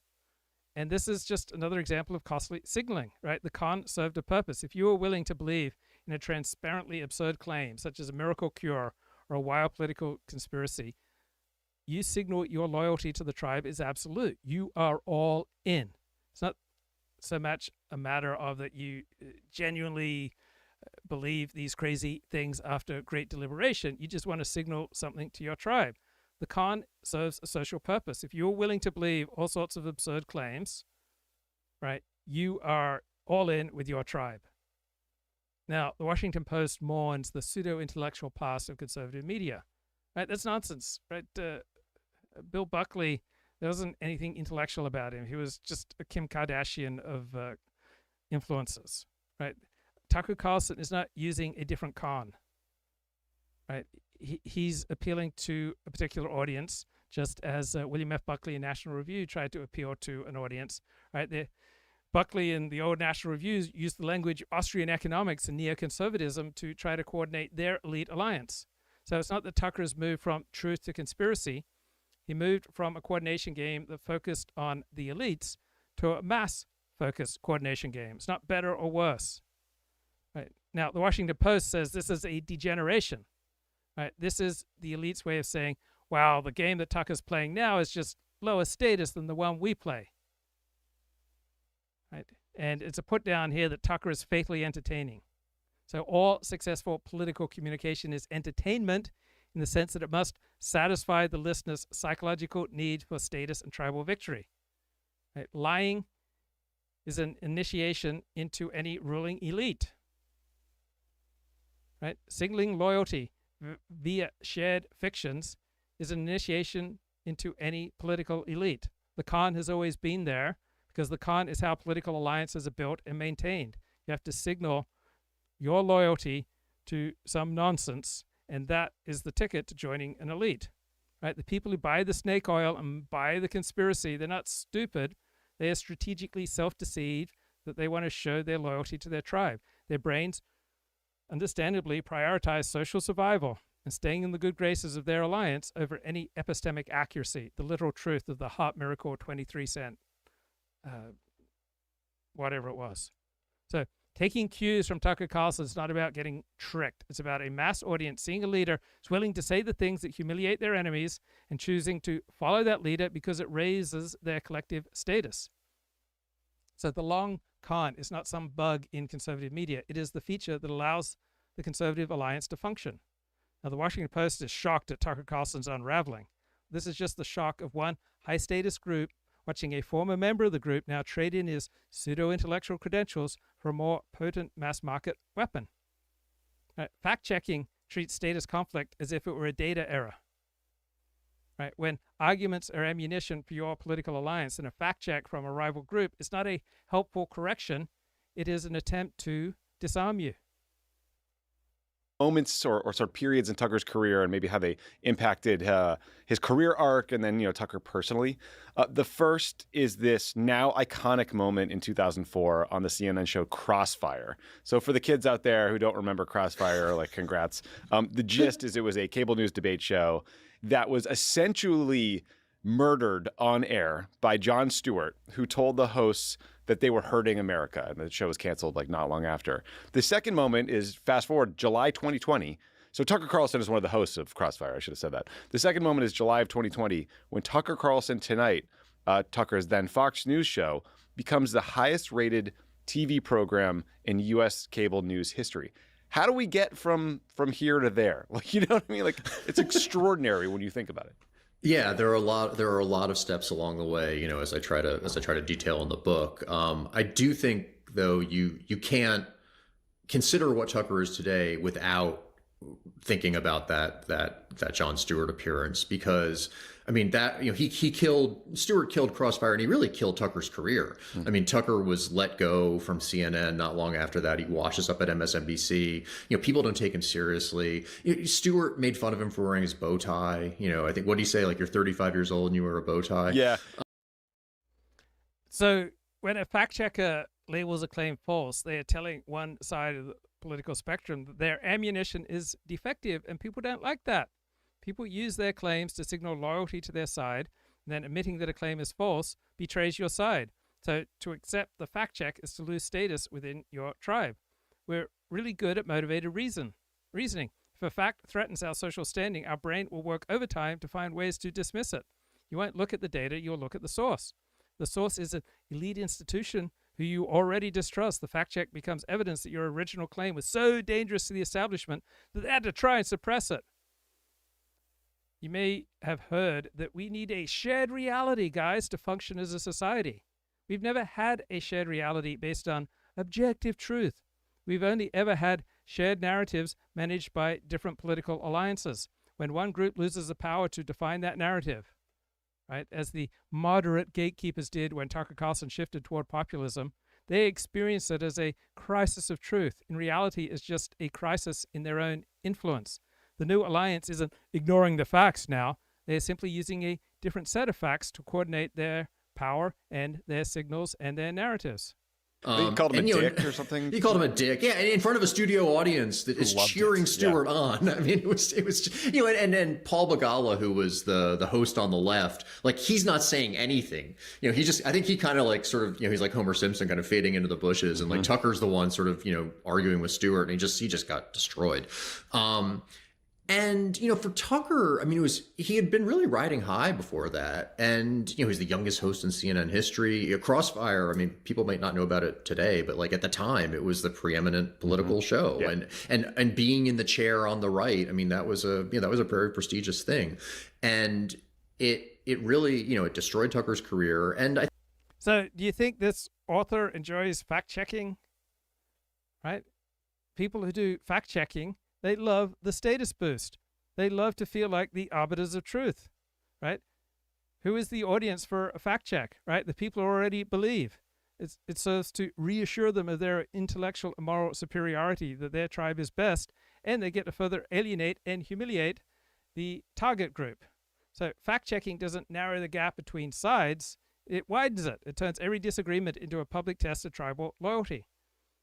And in the real nasty world of politics, nuance is a liability, right? Political beliefs are just patchwork narratives, patchwork fictions designed to support our allies, denigrate our rivals. Nuance is social friction. It slows down coordination. It creates soft spots in the tribal armor. So in a zero-sum alliance structure, meaning political reality, nuance shows a lack of commitment. We generate propaganda to signal our allegiance. A nuanced position, one that admits the other side has a point, is a weak signal. Ambivalent or nuanced opinions are unpopular within your tribe. Allies view a nuanced member as someone who is playing both sides, or someone who will abandon the tribe when things get difficult. Right? Terms like rhino, Republican in name only, or both sidesing are incredibly effective. They're not intellectual critiques. They are social punishments for failing to provide a clear, one-sided signal. Nuance requires time, effort, and high-level thinking. It's a really bad tool for mass mobilization, right? I only have 11 viewers right now, not because the show is not brilliant and profound and life-changing and awesome, but because it's just too nuanced. It's just too truth-optimizing. I refuse to play to the baser instincts. So for an alliance to act effectively, everybody needs to be on the same page. A simple black or white slogan is a much better coordination tool than a 50-page policy paper with 10 caveats or a 5-hour Luke Ford live stream. So simple narratives create focal points. Everyone now knows what the correct tribal position is. You bring along nuance, that introduces ambiguity, which leads to internal fragmentation, right? And intellectuals, they claim to value nuance, but they use it not in the pursuit of truth, as a status weapon. Elite groups use complex, nuanced language not to better get to the truth, but to exclude the unrefined masses who speak in slogans. So intellectuals may be very nuanced about their own side's failures, but they will tend to be brutally simple about their rivals, right? They will use complexity strategically to shield their allies while using caricature to attack their enemies. Everyone values nuance in theory because it signals intelligence and fairness, which are two high-status goals. In the actual practice of public life, nuance is a bug that gets in the way of the goal, winning the status competition for your side. So describing Donald Trump as running on nativism, white grievance, and sexism, right? That's just the type of objective, sophisticated analysis we need, not that kind of Tucker Carlson rabble-rousing, right? This is not an objective, neutral analysis of data, right? Nativism, white grievance, and sexism powering Donald Trump. It's a high-status coordination signal used by a rival alliance to consolidate its own power, make its own side feel good, and to put down the Trump MAGA side. I think it sort of bred in him a lot of resentment, because he was very much a part of, the DC kind of political and media elite. And when he was, ethered that way, like, they didn't really come to his defense. I mean, the way Paul Begala behaved on that set was the way a lot of people in that world behaved, and they didn't rally to Tucker's defense. And I think he was hurt by that. I think he was genuinely hurt. I think he started to question maybe who some of his friends were. And I think that kind of built in him a resentment. And, over time that resentment grew. And especially as, he felt that like his talents were not being recognized or rewarded by, network executives and the various gatekeepers. I think that made him, in a weird way, kind of like identify with and be receptive towards kind of the resentments that fueled so much of, Trumpism and populism. And I think, I really enjoy the objective language here. Right, I just love the commitment to truth by these blokes, right? We use this kind of objective, highfalutin language to hide our propaganda motives. So when this author uses terms like white grievance or sexism, he's not using it to describe the world, he's using it to pathologize the outgroup. By using these fancy sociological labels, this author, the critic, frames the opposing alliance as being driven by pathologies or biases rather than legitimate interests. It's not just that different groups have different interests. No, there's some groups that are evil and some groups that are holy. So this allows the critics' tribe, the critics' alliance, to feel intellectually and morally superior. So you talk about Tucker and his supporters as rabble-rousing populists, you lower their status to that of a chaotic street performer.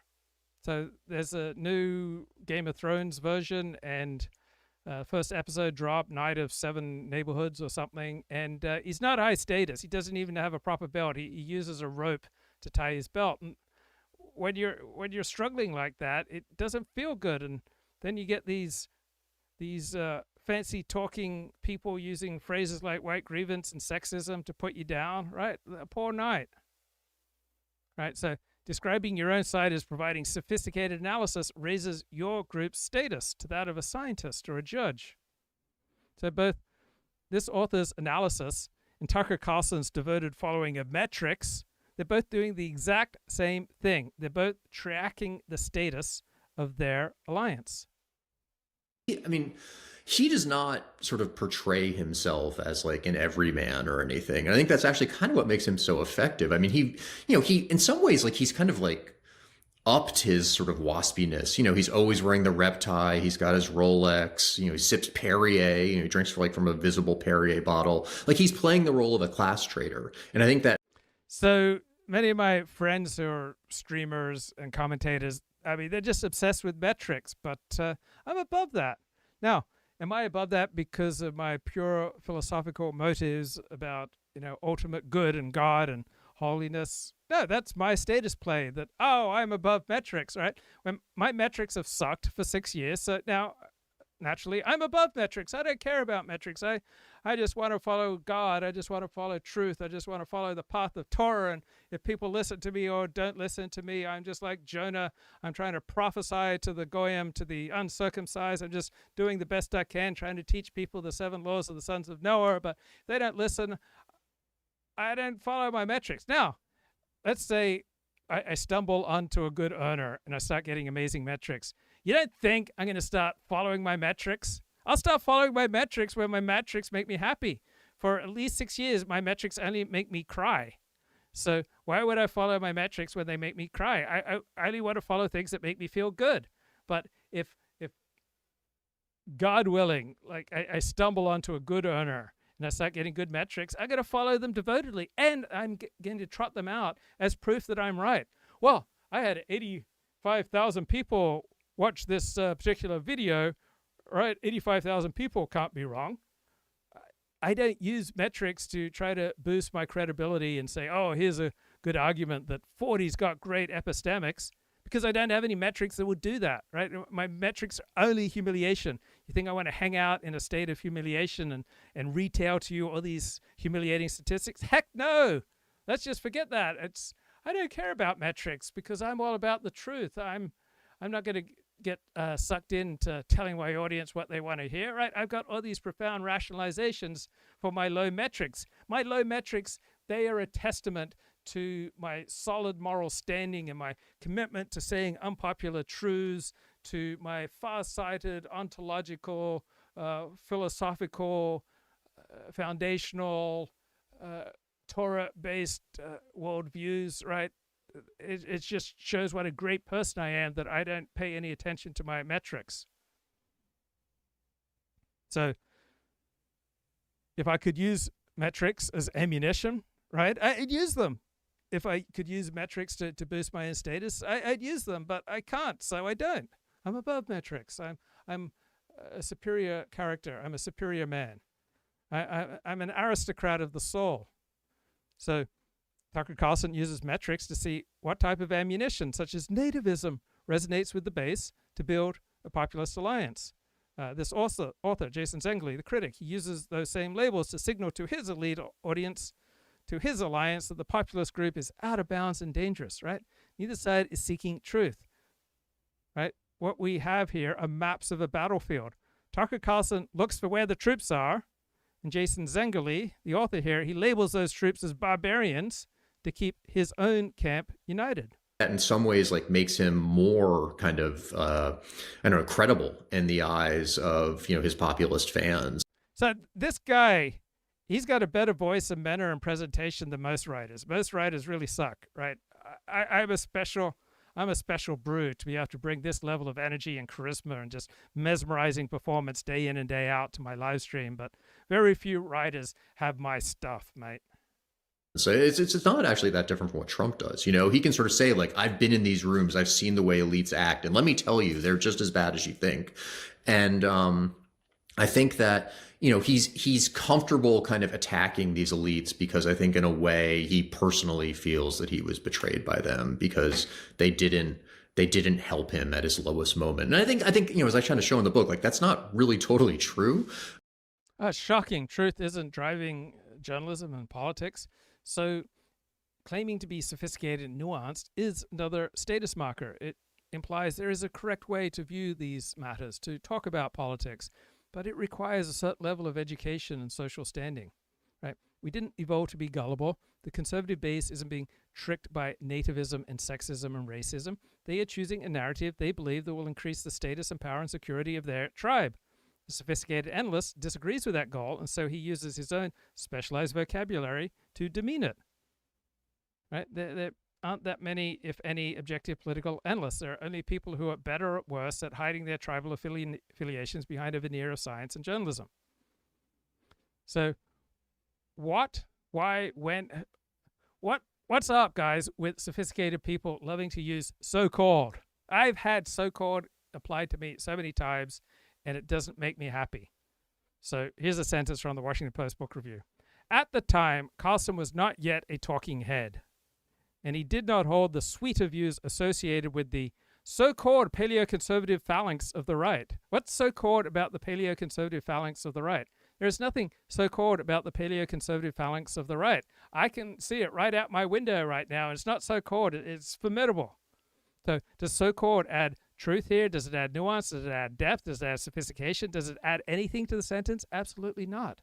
So using the phrase so-called is just another game. It's just another sophisticated maneuver in the status game, and it's a way to use a linguistic disclaimer that protects the speaker's own status while subtly undermining the subject.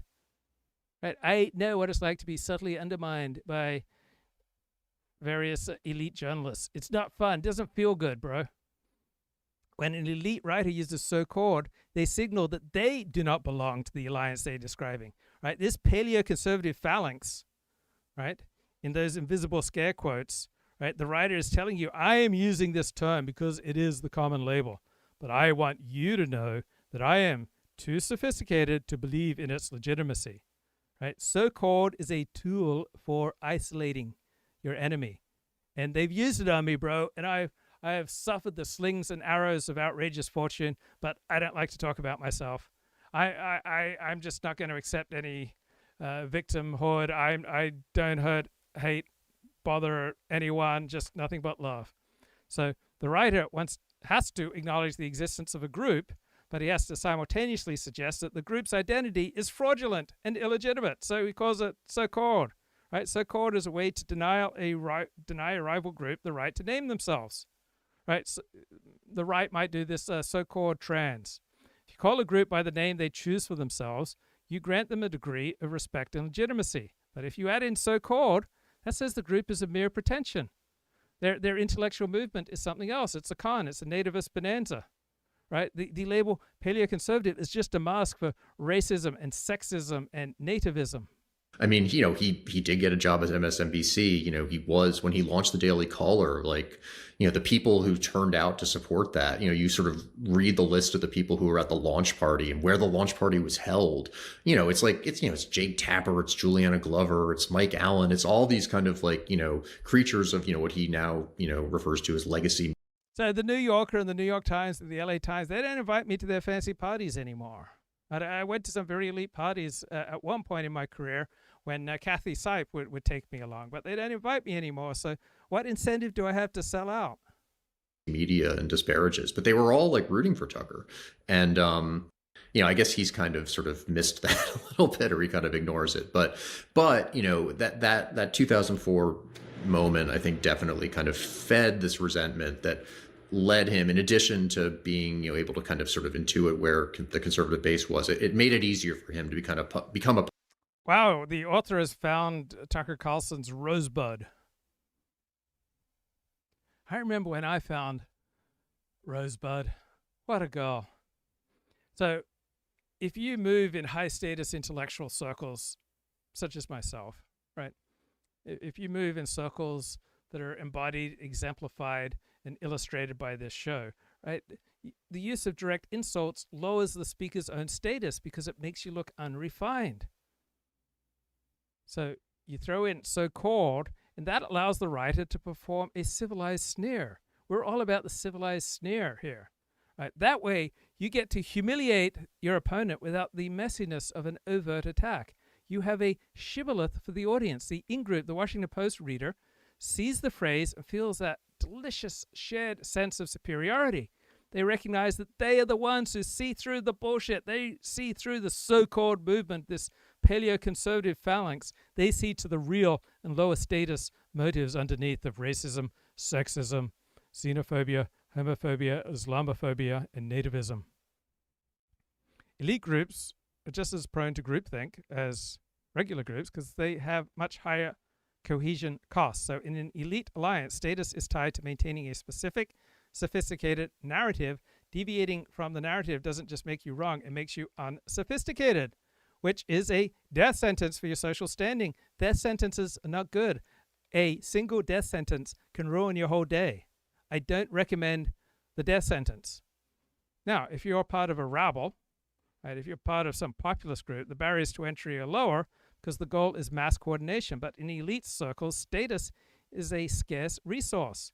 So if you're a writer for the New Yorker or the New York Times or some other prestigious publication, or you're a professor at a top university, your entire capital is your reputation among your peers. And there's no better way for you to boost that capital than to appear on the Luke Ford Show. So if you introduce a fact that supports the nativists, the racists, the sexists, you're going to get cast out of your elite alliance. Your elite peers are all highly epistemically vigilant. You're pretty epistemically vigilant, right, viewer? You're skeptical of any outgroup signals, right? And they will detect your betrayal instantly. So intellectuals are not just people who think. Intellectuals are people whose job it is to produce high-quality alliance signals. So groupthink in elite circles is driven by the need to use the latest correct terminology and correct narrative. And if you use an outdated term or an out-of-date narrative, that shows that you are no longer at the center of the tribe. And life is much better if you get to live at the center of the tribe, if you're Mr. Popularity, such as myself. Everyone in the group is trying to out-signal each other with sophisticated analysis. And that way, the elite group tend to drift further and further from the vulgar reality of the masses. So this creates a feedback loop where the only way to gain status is to be even more aggressively elite than the person next to you. You think my life is easy? So groupthink is easier to hide in elite circles because it is wrapped in the mantle of expertise. You must trust the experts. So if MAGA or populists or Republicans or some kind of populist group agree on something, it's a mob. If an elite group agrees on something, it's a consensus of experts. When an elite group's narrative is challenged, they don't just ignore the challenge, they use complexity to bury it. They create moats of jargon and credentials that make it impossible for an outsider to critique them. Well, have you read this book? So the rabble is loud, the rabble is erratic, but the rabble will be more ideologically diverse because they have less to lose. The elites are trapped in a high-pressure status game where correctness is determined by the group's current coordination needs, not by objective truth. So in the Washington Post review, the critic feels comfortable using terms like white grievance as if it was a settled scientific fact because it is the required password for entry into this high-status conversation. Populist and, stick the knife in these people who had once, been his friends and his, his allies and his cheerleaders. Yeah, to a level of success that is almost unimaginable. I mean, like 4 million people a night were watching that show or something like that. I mean, it's unbelievable numbers in cable. Yeah, I mean, and like, to his credit, it was so different from the other Fox shows. I mean, if you tuned into Hannity or you tuned into Laura Ingraham, like you knew what you were going to get, right? Like Tucker was like pretty unpredictable. And it wasn't as Trump focused and Trump obsessed as those shows were. I mean, he obviously was, supporting the administration for the most part, but he tried to maintain like a little bit of personal, I think, distance from Trump during that first term. And I think that made the show in some ways like more interesting. I mean, not just to like sort of regular viewers, but I think it was always, like conservative intellectuals like that show. Like you could actually like read like a Ross Douthat column about a Tucker Carlson monologue. Like you would never get that about, a Sean Hannity monologue or a Laura Ingraham monologue. Yeah. Like it was operating at like a higher level. Yeah, no, it certainly seemed like Tucker, I mean, he was personally investing maybe more of his time and energy into the writing, whereas... So my favorite theory these days to understand politics is alliance theory, developed by David Pinsoff and company. So political ideologies are not usually reflections of deep-seated moral values like equality or authority, but they are patchwork, made-up narratives constructed to coordinate support for allies and to mobilize against rivals. So truth in politics is going to be subordinate to the strategic needs of the coalition. So alliance theory says groups resolve conflicts over status and resources by making specific attributions about the causes of success and failure. So if a group attributes their success to internal traits such as intelligence or talent, they're making a strategic bid to legitimize their status. When Nathan Cofnas comes along and says the right must embrace hereditarianism to counter the left's moral emergency of equality, well, from an alliance theory perspective, Cofnas is trying to force a shift from a victim-based bias where disadvantages are blamed on evil rivals, to an internal dispositional bias that is not likely to be very popular. People would rather blame their problems on others. So we use propaganda to defend our group and to hurt our rivals. So Chris Rufo has a strategy of focusing on propaganda. He focuses on decodifying and recodifying slogans like critical race theory or DEI to damage the status of rivals. So he views Nathan Cofnas' focus on hereditarianism as a strategic disaster because it is a strategic disaster in the political realm. It breaks the current alliance with the Trump coalition. So a belief that is true but damages the alliance's status or makes it harder to recruit partners is a strategic failure. And you would expect a coalition that wants to rule to reject it. In politics, alliances are more important than principles. People choose their allies based on similarity, transitivity, interdependence. Then they adopt whatever beliefs protect that particular alliance. The current anti-woke alliance includes everyone from religious conservatives to classical liberals. So Chris Rufo's tactical activism allows diverse groups to coordinate around a common enemy, the managerial elite, without requiring them to agree on the biological truths that Nathan Cofnas puts priority on. So under alliance theory, a coalition that requires its members to adopt a high-cost, socially stigmatized belief like hereditarianism is going to fragment and shrink. So Rufo and Cofnas fight over which markers or identities should define the right. Rufo wants a marker of institutional competence and normalcy to capture elite power. Nathan Cofnas wants a marker of scientific realism to prevent what he views as an inevitable intellectual retreat. And in politics, the correct belief is simply the one that most effectively holds the coalition together while damaging the status of the rival left. Whereas for some of those other hosts, it just feels like they're mailing it in. You're 20 of some EP writing the same garbage script for them. Yeah, he cared about the writing in a way that I think very few others did, and that was new. I mean, I think for a lot of his cable news career, after he left magazine journalism, I don't think he sort of spent a lot of time writing when he was at CNN, MSNBC. But he really treated that monologue like he would have like a magazine piece earlier. Even the way he talked about it, like he would say like I'm filing it to like his producers. Yeah. It was just a different mentality. And I think that's a mentality that served others well. I mean, I think Rachel Maddow is very similar in her preparation for the show back in the day, which was she would, I think, go into the office and spend hours and hours and hours hammering out her opening monologue. And, often they were 20 minutes long, so it would take a lot of time, but she was personally invested in that. Yeah. So the Nathan Cofnas, Chris Rufo feud, you can understand it morally and philosophically, but it's also useful to view it as a conflict over coalitional fitness. Right? The debate from this alliance theory perspective is not about which man has discovered the truth. Rather, it's about which narrative better serves the strategic interests of the right-wing alliance. So Cofnas' insistence on hereditarianism functions as a radical signal that tests coalitional loyalty.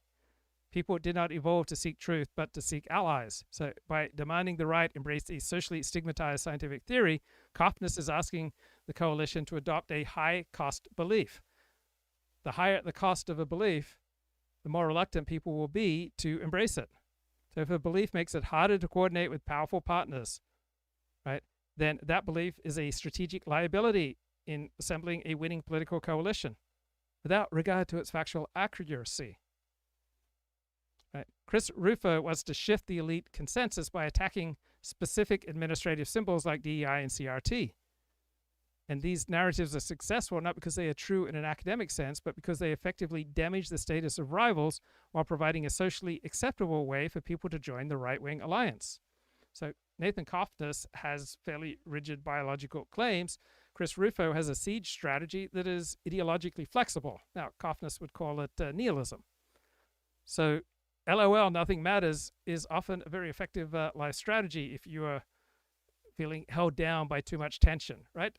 I thought something was going to happen today at noon, and it didn't happen, and I could not get rid of the tension for about 2 hours afterwards. I just read all sorts of things that weren't there into that failed meeting. And I just became all conspiratorial and went down some very dark paths, and I could not let go of the physical tension that it created in my body simply because some people blew off a scheduled noon meeting that I had today.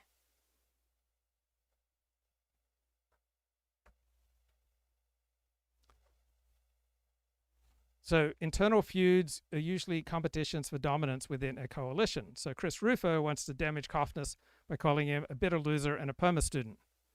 Wants to lower his status within the alliance to ensure that his own governing faction remains the dominant one. Now, both sides of this feud use moral language. Nathan Cofnas speaks of intellectual honesty. Chris Rufo speaks of governing responsibility. These are tools used to justify why their specific faction should lead the movement. The right will not embrace hereditarianism because it is true. It will only embrace it if the benefits of doing so in attracting allies and hurting enemies outweigh the massive social and political costs. The Rufo model of tactical ambiguity provides a much better return on investment for coalitional power. Yeah, no, and I mean that's not a coincidence. I think like one of the things I like doing with this book was sort of introducing people to Tucker who maybe only know him since, he had his Fox primetime show, kind of the things about him that they probably were not aware of. One of them is like, he kind of discovered Rachel Maddow. Like he was the one who brought her to MSNBC. Incredible. When he was on MSNBC, like he needed an intelligent debate partner. And Maddow was, I think, a Air America host at that point. He saw her audition tape. He wanted her to come on. The execs did not want her. They thought, she was not TV ready. And he really fought for her and, and brought her on the show. And, as I understand it, like they're still friendly. Mm-hmm. So another mystery about Tucker is like no one seems to know. I'm sure they're still friendly, Rachel Maddow and Tucker Carlson, because game respects game. And they're both playing variations of a status game and an alliance theory game. So Nathan Cofnas writes, for 70 years, the woke project has inspired commitment from a large proportion of intelligent and idealistic people. That's why the ideology prevailed. I just find this so incredibly naive.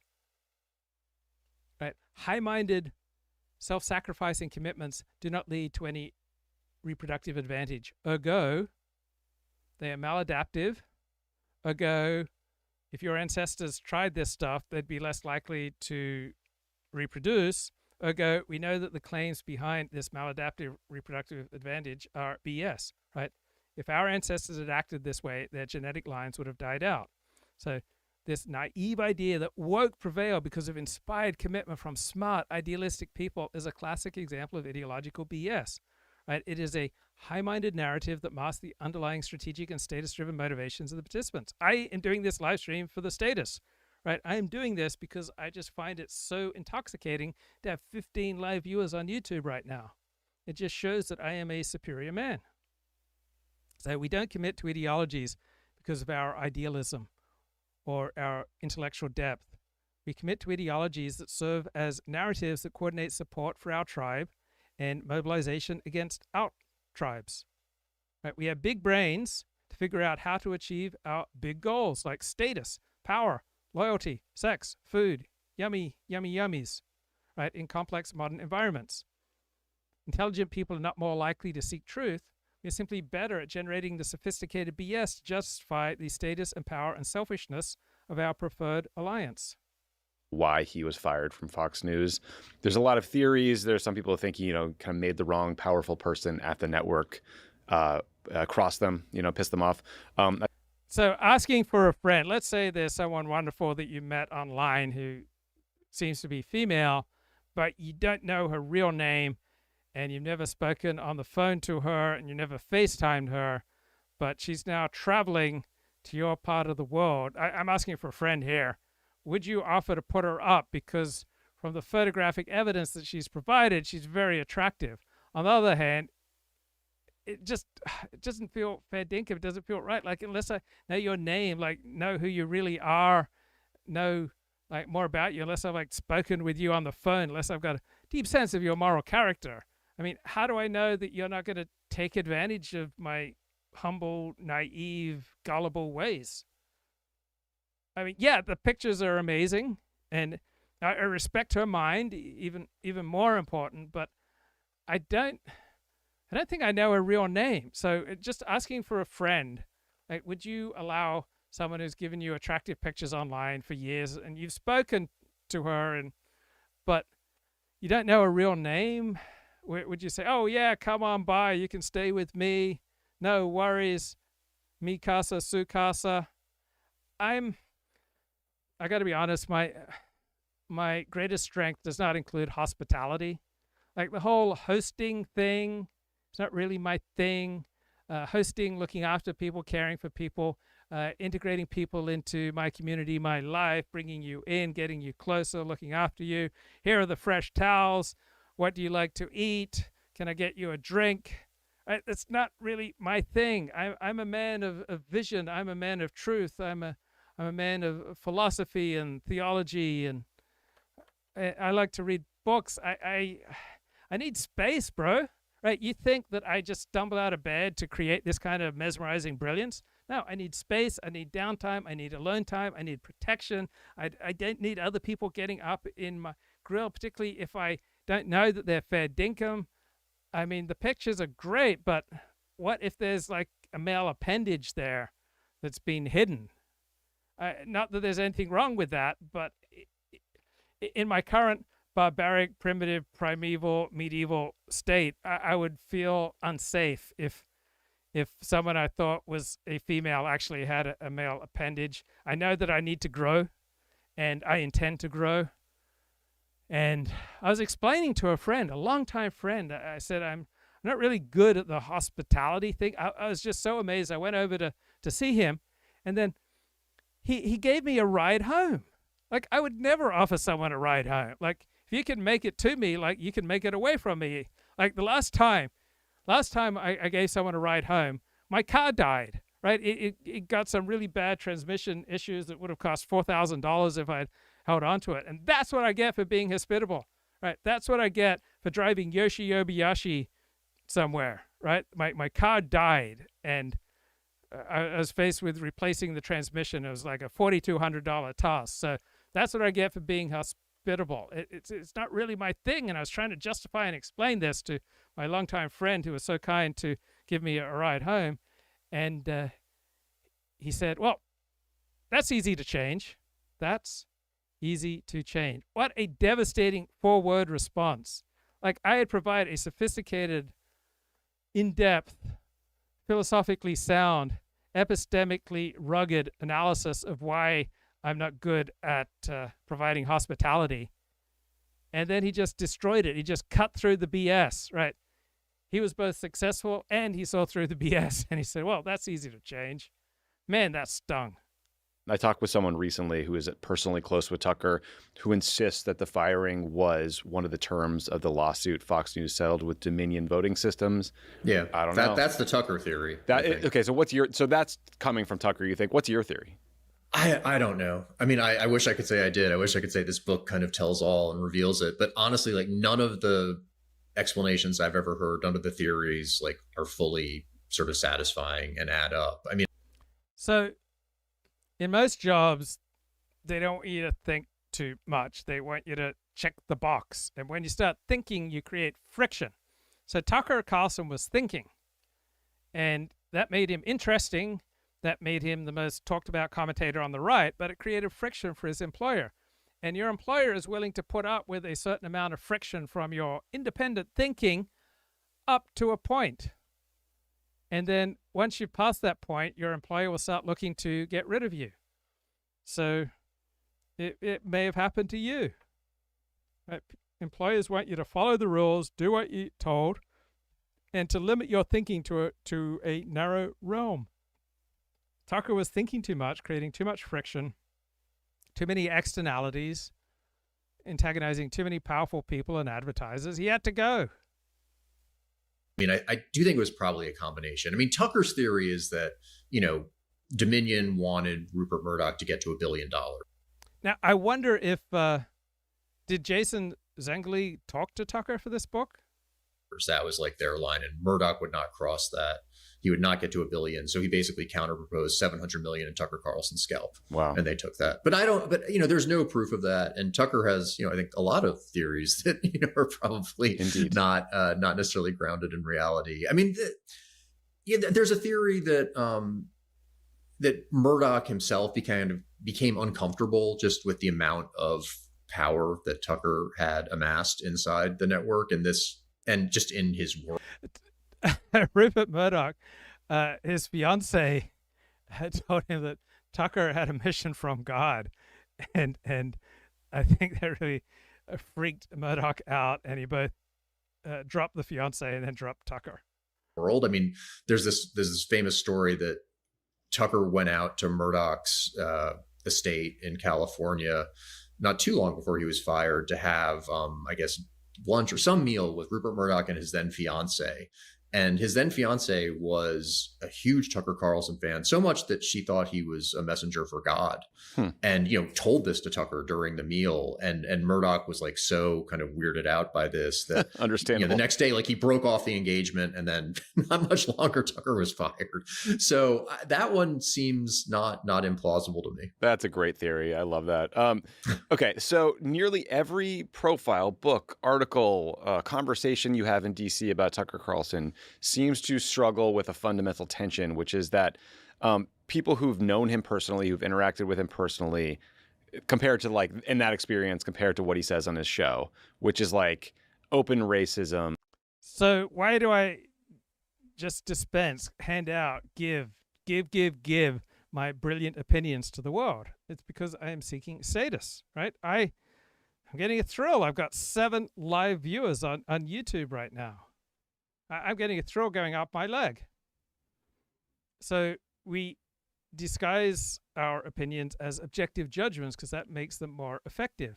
And so Nathan Cofnas describes idealistic, disciplined, committed, smart people committing to the woke project. But what you really got going on here are people in the opinion game, right? They are engaged in attempts to make themselves look smart and cool, virtuous and sophisticated, while labeling their rivals as dumb and cringe and primitive and medieval, clinging to their guns and religion, right? We are designed by evolution to conceal our desire for status. And we do that by claiming high-minded values, because looking like a status seeker is self-defeating. Right? Idealism is the name we give to the stories we tell ourselves to feel noble, while we grubbily compete for social approval and institutional dominance. So the woke project prevails not because it is intellectually superior, not because it attracts highest quality people, but because it creates a highly effective alliance structure. If an ideology allows its members to effectively coordinate to capture institutional power, then intelligent people naturally flock to it because the downstream benefits of being in that winning alliance are tangible. So political partisans use propaganda to support their side in conflicts. So the framing that the right always loses because it lacks the idealism of the left, right? This is an internal status move within the conservative coalition. It's not some kind of factual historical assessment. So the right's loss or the right's win is determined by the shifting fitness of its alliance structure. It's not determined by the amount of idealism or truth that its members or its coalition or its ideology possess. Right? The right is not going to win because it has a higher commitment to truth, because it's optimizing for truth. Right? Optimizing for truth will get you fired, will destroy all your friendships, it will make you absolutely miserable. So you choose an ideology, and you're likely to choose one that helps you, makes your life easier, that raises your social prospects and your status. But if you choose Nathan Cofnas' ideology, it will hurt your social prospects. It will be bad for your reproductive success. People will shy away from you. It will be hard for you to get hired. Right? It will be hard for you to get laid. Now, Cofnas is engaged in a sophisticated status play aimed at securing long-term social and institutional dominance.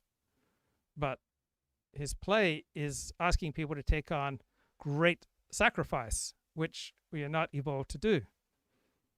Now, idealistic people, right, they may prioritize social status over high birth rates. Right? For some people, status is a primary currency for capturing power. Right? High status allows people to command more resources and influence, which historically improves reproductive success. So Nathan Cofnas is engaged, like myself, in a very risky status game. So the pursuit of status can mismatch with actual reproduction, right? Your opportunity to have kids, but the underlying psychological drive always remains the same. You want to climb the social hierarchy to win the opinion game. And so embracing woke projects can be a high-cost signal, right, akin to wearing a yarmulke to signal your commitment to Orthodox Judaism. It's a high-cost signal that belongs to the educated elite class. So for a status monkey, it's often better to have one child in the Ivy League than 5 children in the working class. Now, intelligence does not lead people to woke ideals because of pure reason. Right? Intelligent people are simply better at generating patchwork narratives, sophisticated BS to justify the interests of their coalition. So what Nathan Cofnas calls idealism is really propaganda designed to mobilize support for allies while making rivals look dumb and cringe. So woke prevailed because it formed an effective alliance structure. Now woke is in decline because its enemies formed a more effective alliance structure. So if an ideology, whether it's woke or anti-woke, helps a group capture the most influential institutions such as media, academia, and HR, intelligent people naturally join that alliance because that is where the status and power are located. Nobody wants to admit they want status. Right? Intellectuals will say they want truth or equality or justice because our brains are designed to hide our status-seeking motives behind flattering stories. Anti-Semitic guests, content that's just generally extremely paranoid sounding. I know you've known Tucker since 1997. You guys sort of first crossed paths. Even I have had personal interactions with Tucker where I came away confused by the disconnect between the things I see and hear from him on his show versus the conversation I had with a guy who could be at times charming and smart and funny and just seemed very normal. And it leads to the question, like, who is the real Tucker? Does he buy the Very confusing that someone in the enemy camp of politics might be charming.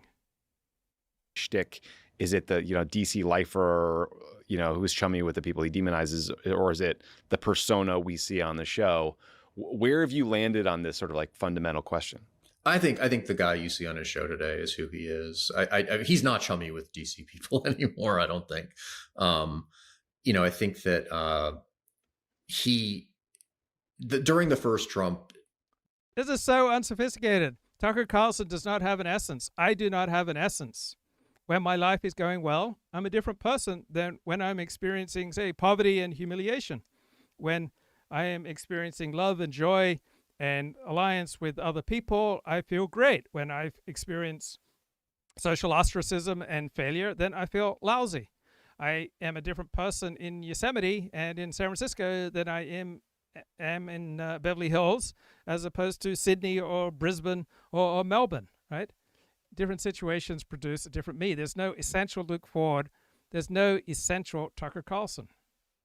Presidency, I think he realized that the place that he kind of held in Washington society was no longer tenable because of Trump. I mean, he was always kind of the invited skunk to the garden party. Like liberal DC people would have him for, dinner parties and go out with him and be friends with him and he would say outrageous things and they were just going, oh, that's Tucker, But I think when Trump came into office, that was really no longer tenable. And it got to the point that he had to leave DC. I mean, and when he left DC, he cut off all of his kind of contact with those people. And he now lives in a very kind of hermetically sealed world, up in Maine and down in Florida. Like on an island, literally in Maine. Right? An island in Maine and an island in Florida. Yeah. Same deal. And his social circle, he's kind of traded in like Bill Kristol for like Don Jr. I mean, his whole social world is completely, it's all MAGA people. It's all, podcasters and the like. It's not horrible. Conservative, not conservative podcasters or, like he's with the NPR crew. Yeah, no. Well, yes, I've also heard though, there was there was one point right before Tucker left where a bunch of protesters went to his home. I think maybe banged on the door, frightened Tucker's wife when Tucker wasn't home. And I was told that was an incredibly radicalizing experience for him. Yeah. Do you think that was right? That was the final straw. Yeah. I mean, up until that point, like he had, he was having a hard time. Like, he'd go to like the dog park and people would curse him out. Like he could no longer eat at the Palm, which was his favorite restaurant. I know. He had to go to the Prime Rib. But these are harsh. He was upset about this. But when the protesters came to his house, that really, I think. Amazing that Tucker was upset by social ostracism and he couldn't go to his favorite places and he couldn't feel at ease at home. What kind of weirdo, right, gets upset at these things? That sort of was a line in the sand for him. I mean, but, he's completely spun this story about how it was horrible that protesters came to his house and frightened his wife, but he makes it sound like, the DC sort of political class supported that. And that actually is not the case. I mean, everybody denounced that. Like even people that he was, at war with, like, Max Boot and people like that, said like, you shouldn't do this. But he's sort of elided that and just kind of lumps them all in together. Interesting. Similar, like related question. So as Tucker's gone into independent media, he has pushed the envelope further and further to the right in terms of booking guests and talking about subjects that might otherwise have been seen as just like out of bounds, certainly out of bounds for Fox News. There, like a couple examples are, there was an extremely cushy interview with Vladimir Putin in 2024 that included like segments like praising, a Russian supermarket and that kind of like Russian system.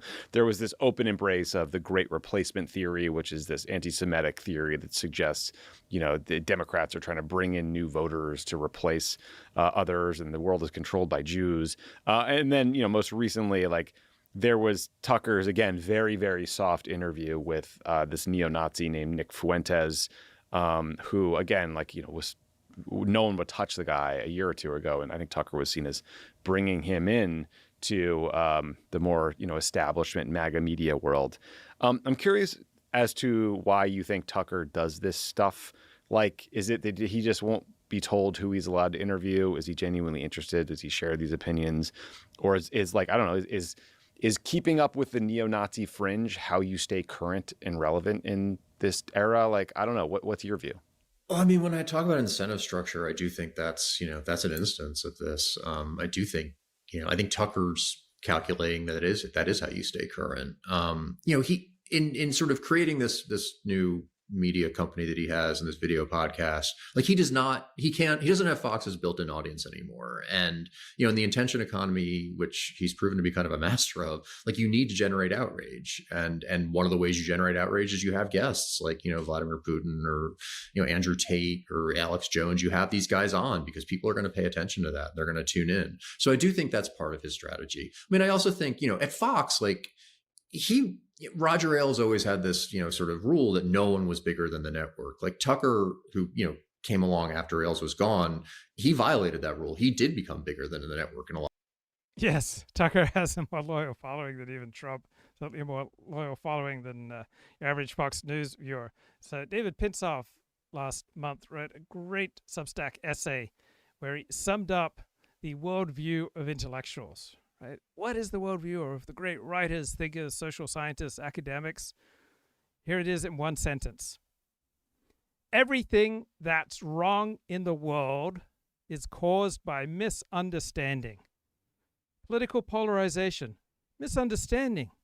If only people could get over their primitive tribal and confirmation biases, they could have reasonable discourse and work together to solve humanity's problems. Doesn't that sound great? Man, I'm getting revved up just thinking about having more reasonable discourse and working together to solve humanity's problems. Wow, that is exciting. I'm feeling, woo! I'm getting a thrill down my leg, and I'm getting like adrenaline all through my system. Misinformation, it's just a misunderstanding, guys. If only people knew how to vaccinate themselves against the virus of fake news, they'd stop being gullible idiots. They'd vote for Democrats. Bigotry, it's just a misunderstanding. Only people realize that members of other ethnic groups were just normal, decent human beings like them, there would be no bigotry. Stereotypes, it's all misunderstanding. If only people knew that stereotypes were false and pernicious, there'd be no stereotypes and no bigotry. War? What's it good for? It's a misunderstanding. If only people knew that war is pointless and evil, it's a product of bigotry and misinformation, then you would have world peace. Capitalism comes from a false consciousness. If only people knew how much greedy corporations were exploiting them, then the workers of the world would unite. Don't you know that Wikipedia has a list of 265 cognitive biases? These are 265 misunderstandings. If only people joined the rationality movement and memorized these biases in elementary school, then humans could conquer the galaxy. Ineffective altruism? It's a misunderstanding. If only people knew that slacktivism and virtue signaling accomplish nothing, then they'd become utilitarians and they'd donate their money to shrimp welfare or preventing the AI apocalypse. Unhappiness? It's just a misunderstanding. If only people learned some positive psychology, then they'd stop comparing themselves to sexier, more successful people on Instagram. They would start meditating and they would write about gratitude in their journals. Right? If all the world's problems are caused by misunderstanding, then that makes intellectuals, right, the people whose job it is to understand things, that makes intellectuals the most important people ever. Just by doing what they're doing, they are saving the world. Wow. Intellectuals. Saving the world. Pretty cool thing for intellectuals believe. So great essay by Pinsoff illuminating why the Nathan Cofnas, Chris Rufo feud is so nasty and so personal, why both men view each other as a threat to the movement's survival. Right? It's not a debate over facts, it's a struggle for status and institutional utility. So Cofnas believes the world's problems are caused by a misunderstanding of biological reality. Cofnas argues that if the right simply understood and embraced hereditarianism, they would solve the problem of the left's power. So Cofnas, the scholar, right, is the most important person ever in his own narrative. If the solution is a complex scientific truth, then only someone with Cofnas' specific scholarly impressiveness can save the movement. And this explains Chris Rufo's attack on Nathan Cofnas' status, calling him a perma student unemployed. Right? That's effective for Rufo's tribe because he is attacking the very foundation of Cofnas' intellectual status play by claiming he's not really an intellectual. He's not a true member of the class that he claims to represent. Rufo rejects the intellectual framework in favor of the strategic alliance play. So Rufo doesn't care that much about truth. He doesn't care if misunderstandings exist. He cares about narrative coordination. So if a truth like hereditarianism is a strategic liability that prevents him from forming an alliance with other elites, he views it as BS. So Rufo's status comes from his proximity to politicians, to governors, to trustees, to the New York Times. He's a builder and a governor. Right? He's playing a different kind of opinion game. The goal is to look like the serious adult in the room. So the feud persists because both men use the anti-woke cause to pursue different status-seeking goals. Cofnas plays the rationality truth game. He needs the movement to acknowledge his scholarship and his foundational truths. Rufo plays the institutional power game. He needs the movement to remain respectable, to capture state power and run a university. So we don't have a misunderstanding. We have a competition to decide who gets to lead the alliance. So to Chris Rufo, Nathan Cofnas is a poisonous little man because his truth threatens the respectability of Chris Rufo's alliance. To Nathan Cofnas, Chris Rufo is a grifter because Rufo's activism ignores the foundational truth that Cofnas spent his life understanding. So both men are playing the opinion game, telling themselves flattering stories about how they are saving the world, one through deep understanding and the other through effective action. A lot of ways, and there were a lot of lines that he crossed there, and then they just kept on moving the line to allow him to cross. That said, like, now there are no guardrails. I mean, people talk about sort of the second Trump term and how there are no guardrails anymore. Like, I think that applies to Tucker, just as much. Like, there's no one to tell him no. He doesn't have bosses. It's not a publicly traded company. There are no shareholders to worry about. They actually bought back, they paid off all the investors who originally invested in the company. They bought it back from them. So like, he truly has no bosses. But, at the same time, like, he's very responsive to where he thinks the audience is. And the Fuentes thing is like a really fascinating example because, he was in this huge feud with Fuentes. Yep. He said he was a Fed. He called him gay. I mean, he was like attacking him on his show, and then Fuentes fired back. And I think Tucker was losing. Like, I think he kind of saw, like, via social media that Fuentes' fans were taking Fuentes' side. Yeah, and Tucker. I'm starting to think that the Nick Fuentes-Tucker Carlson feud was not primarily about the pursuit of truth. Tucker realized that, like, or at least he thinks that you can't be successful in that world unless you have, the Groypers and the neo-Nazis on your side. And so he had Fuentes on his show and did this softball interview with him, I think, as kind of like an olive branch to try to diffuse the feud, because he was worried that he was going to lose these people. And, I think that's I think a lot of that is what's driving him, is this idea that this is where the audience is. And he's trying to sort of skate to where he thinks the puck is going to be. And he, I think is making the calculus that it's going to be with these, sort of more extreme people. And look, this is again why Tucker is so, I think, uniquely powerful in the MAGA media world. I think a lot of people would argue uniquely dangerous to our political discourse. Because I don't know if you saw this, but over the weekend, there were a bunch of videos that Nick Fuentes and these other absolute loser, douchebag, like neo-Nazi, misogynist, like horrible people. They all went to a club in Miami and posted videos of themselves singing a song by Kanye West called Heil Hitler, and doing Nazi salutes and, these with the Tate brothers who are accused of rape. I mean, vile people. And, if Tucker is seen as like the biggest force in the MAGA media world, and he is kind of bringing someone like Fuentes and those individuals into the fold of the MAGA world, while also somehow maintaining a relationship with J.D. Vance, the current vice president, who was attacked in the most racist terms possible by Nick Fuentes. It feels like those two things shouldn't be able to be true, but it's quite dangerous to me. Yeah, no, well, yeah, I did see that video. It was sort of like the final straw for me. I've been like resisting having to learn who Clavicula was, or whatever his name was. And now, like, I broke down this weekend and read about him. So I'm sure he'll be a guest on Tucker's show soon. Yeah. So, what's the IQ that Tucker optimizes for? I don't know. I'd say probably, around 100. And Vance and Tucker, I think, are very similar. One, I mean, they actually are like genuine friends. I think they actually share a lot of the same kind of views and resentments. And the way Vance has responded to the Fuentes, I mean, Fuentes going on Tucker's show was, I mean, it's kind of crazy how that episode triggered this response and this kind of, civil war within the conservative movement. I mean, people like sort of forget that like Fuentes had dinner with Donald Trump in 2022. Right. No one responded to that the way they're responding to Tucker hosting him on his podcast, which I think is like really interesting. It's either, people are kind of virtue signaling and they think it's easier to attack Tucker than it is to attack Trump, and I think this is actually like a real view. I think there are a lot of people in the conservative movement, especially Jewish conservatives, who are more fearful of Tucker than and where Tucker is going than they are of Trump. Like they think Trump at the end of the day will be with them. What they're worried is what's going to happen after Trump and where Tucker is taking the Republican Party and the conservative movement. And, and I think in their view, taking JD Vance along with him.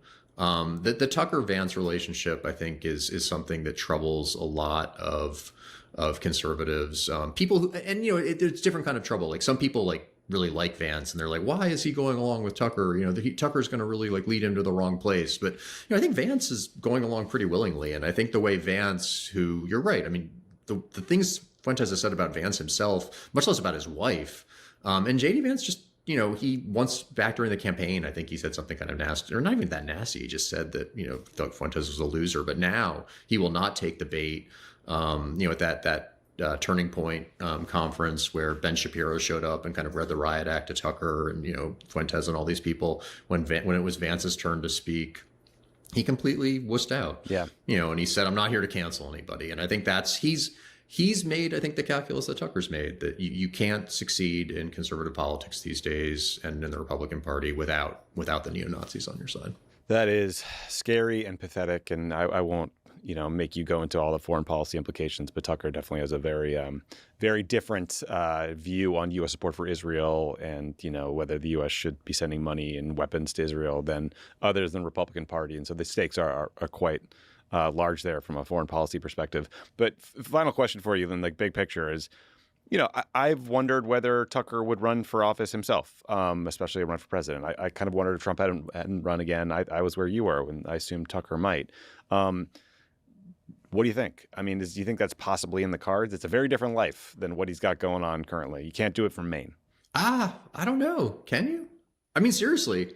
I feel like the way our politics are going, I mean, you don't have to be on the campaign trail every day. You can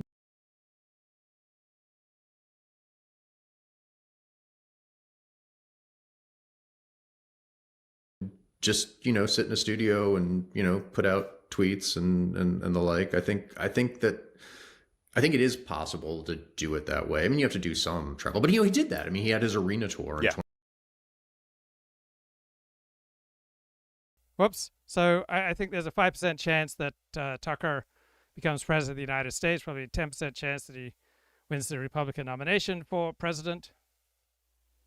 So it's not so much that Tucker is catalyzing anti-Israel sentiment. He is riding the wave of skepticism about Israel. So people like Tucker and Nick Fuentes and company, right, they're giving a particular audience what they want to hear. When the situation changes, the audience will want to hear something else. So if we have another 9/11 attack by Muslim terrorists on America, then the audience will want a different narrative. 2024. Yeah.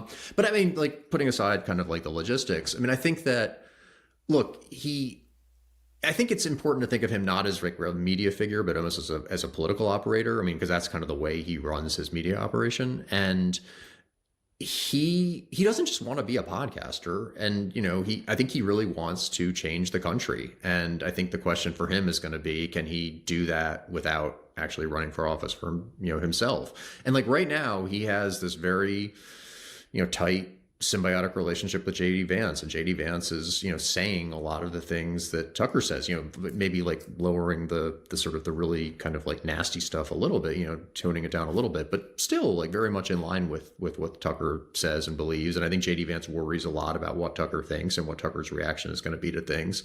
And I think if Tucker is confident that, one, JD Vance will stay allied with him, and two, that he could get elected, yeah, he probably doesn't need to do it himself. But at a certain point, if he feels like Vance is maybe not going to. Yes, we are evolved to take very great consideration of what the people most important, most close to us think about what we do. Right? The greatest force that will guide your behavior are the reactions of the people you value the most. Follow the line that Tucker wants, or I think even more sort of plausibly is not a particularly good politician and can't get elected, then I could totally see Tucker doing it. And I think the way you would run for president now is so different than it was 4 years ago, 8 years ago, 12 years ago, that in a way, Trump is just, you you're a media figure Yeah. now, and that's the way Tucker could do it. Yeah. I mean, he'd probably have to get out of his bubble a little bit, but not as much as maybe you might think. Yeah, you'd have to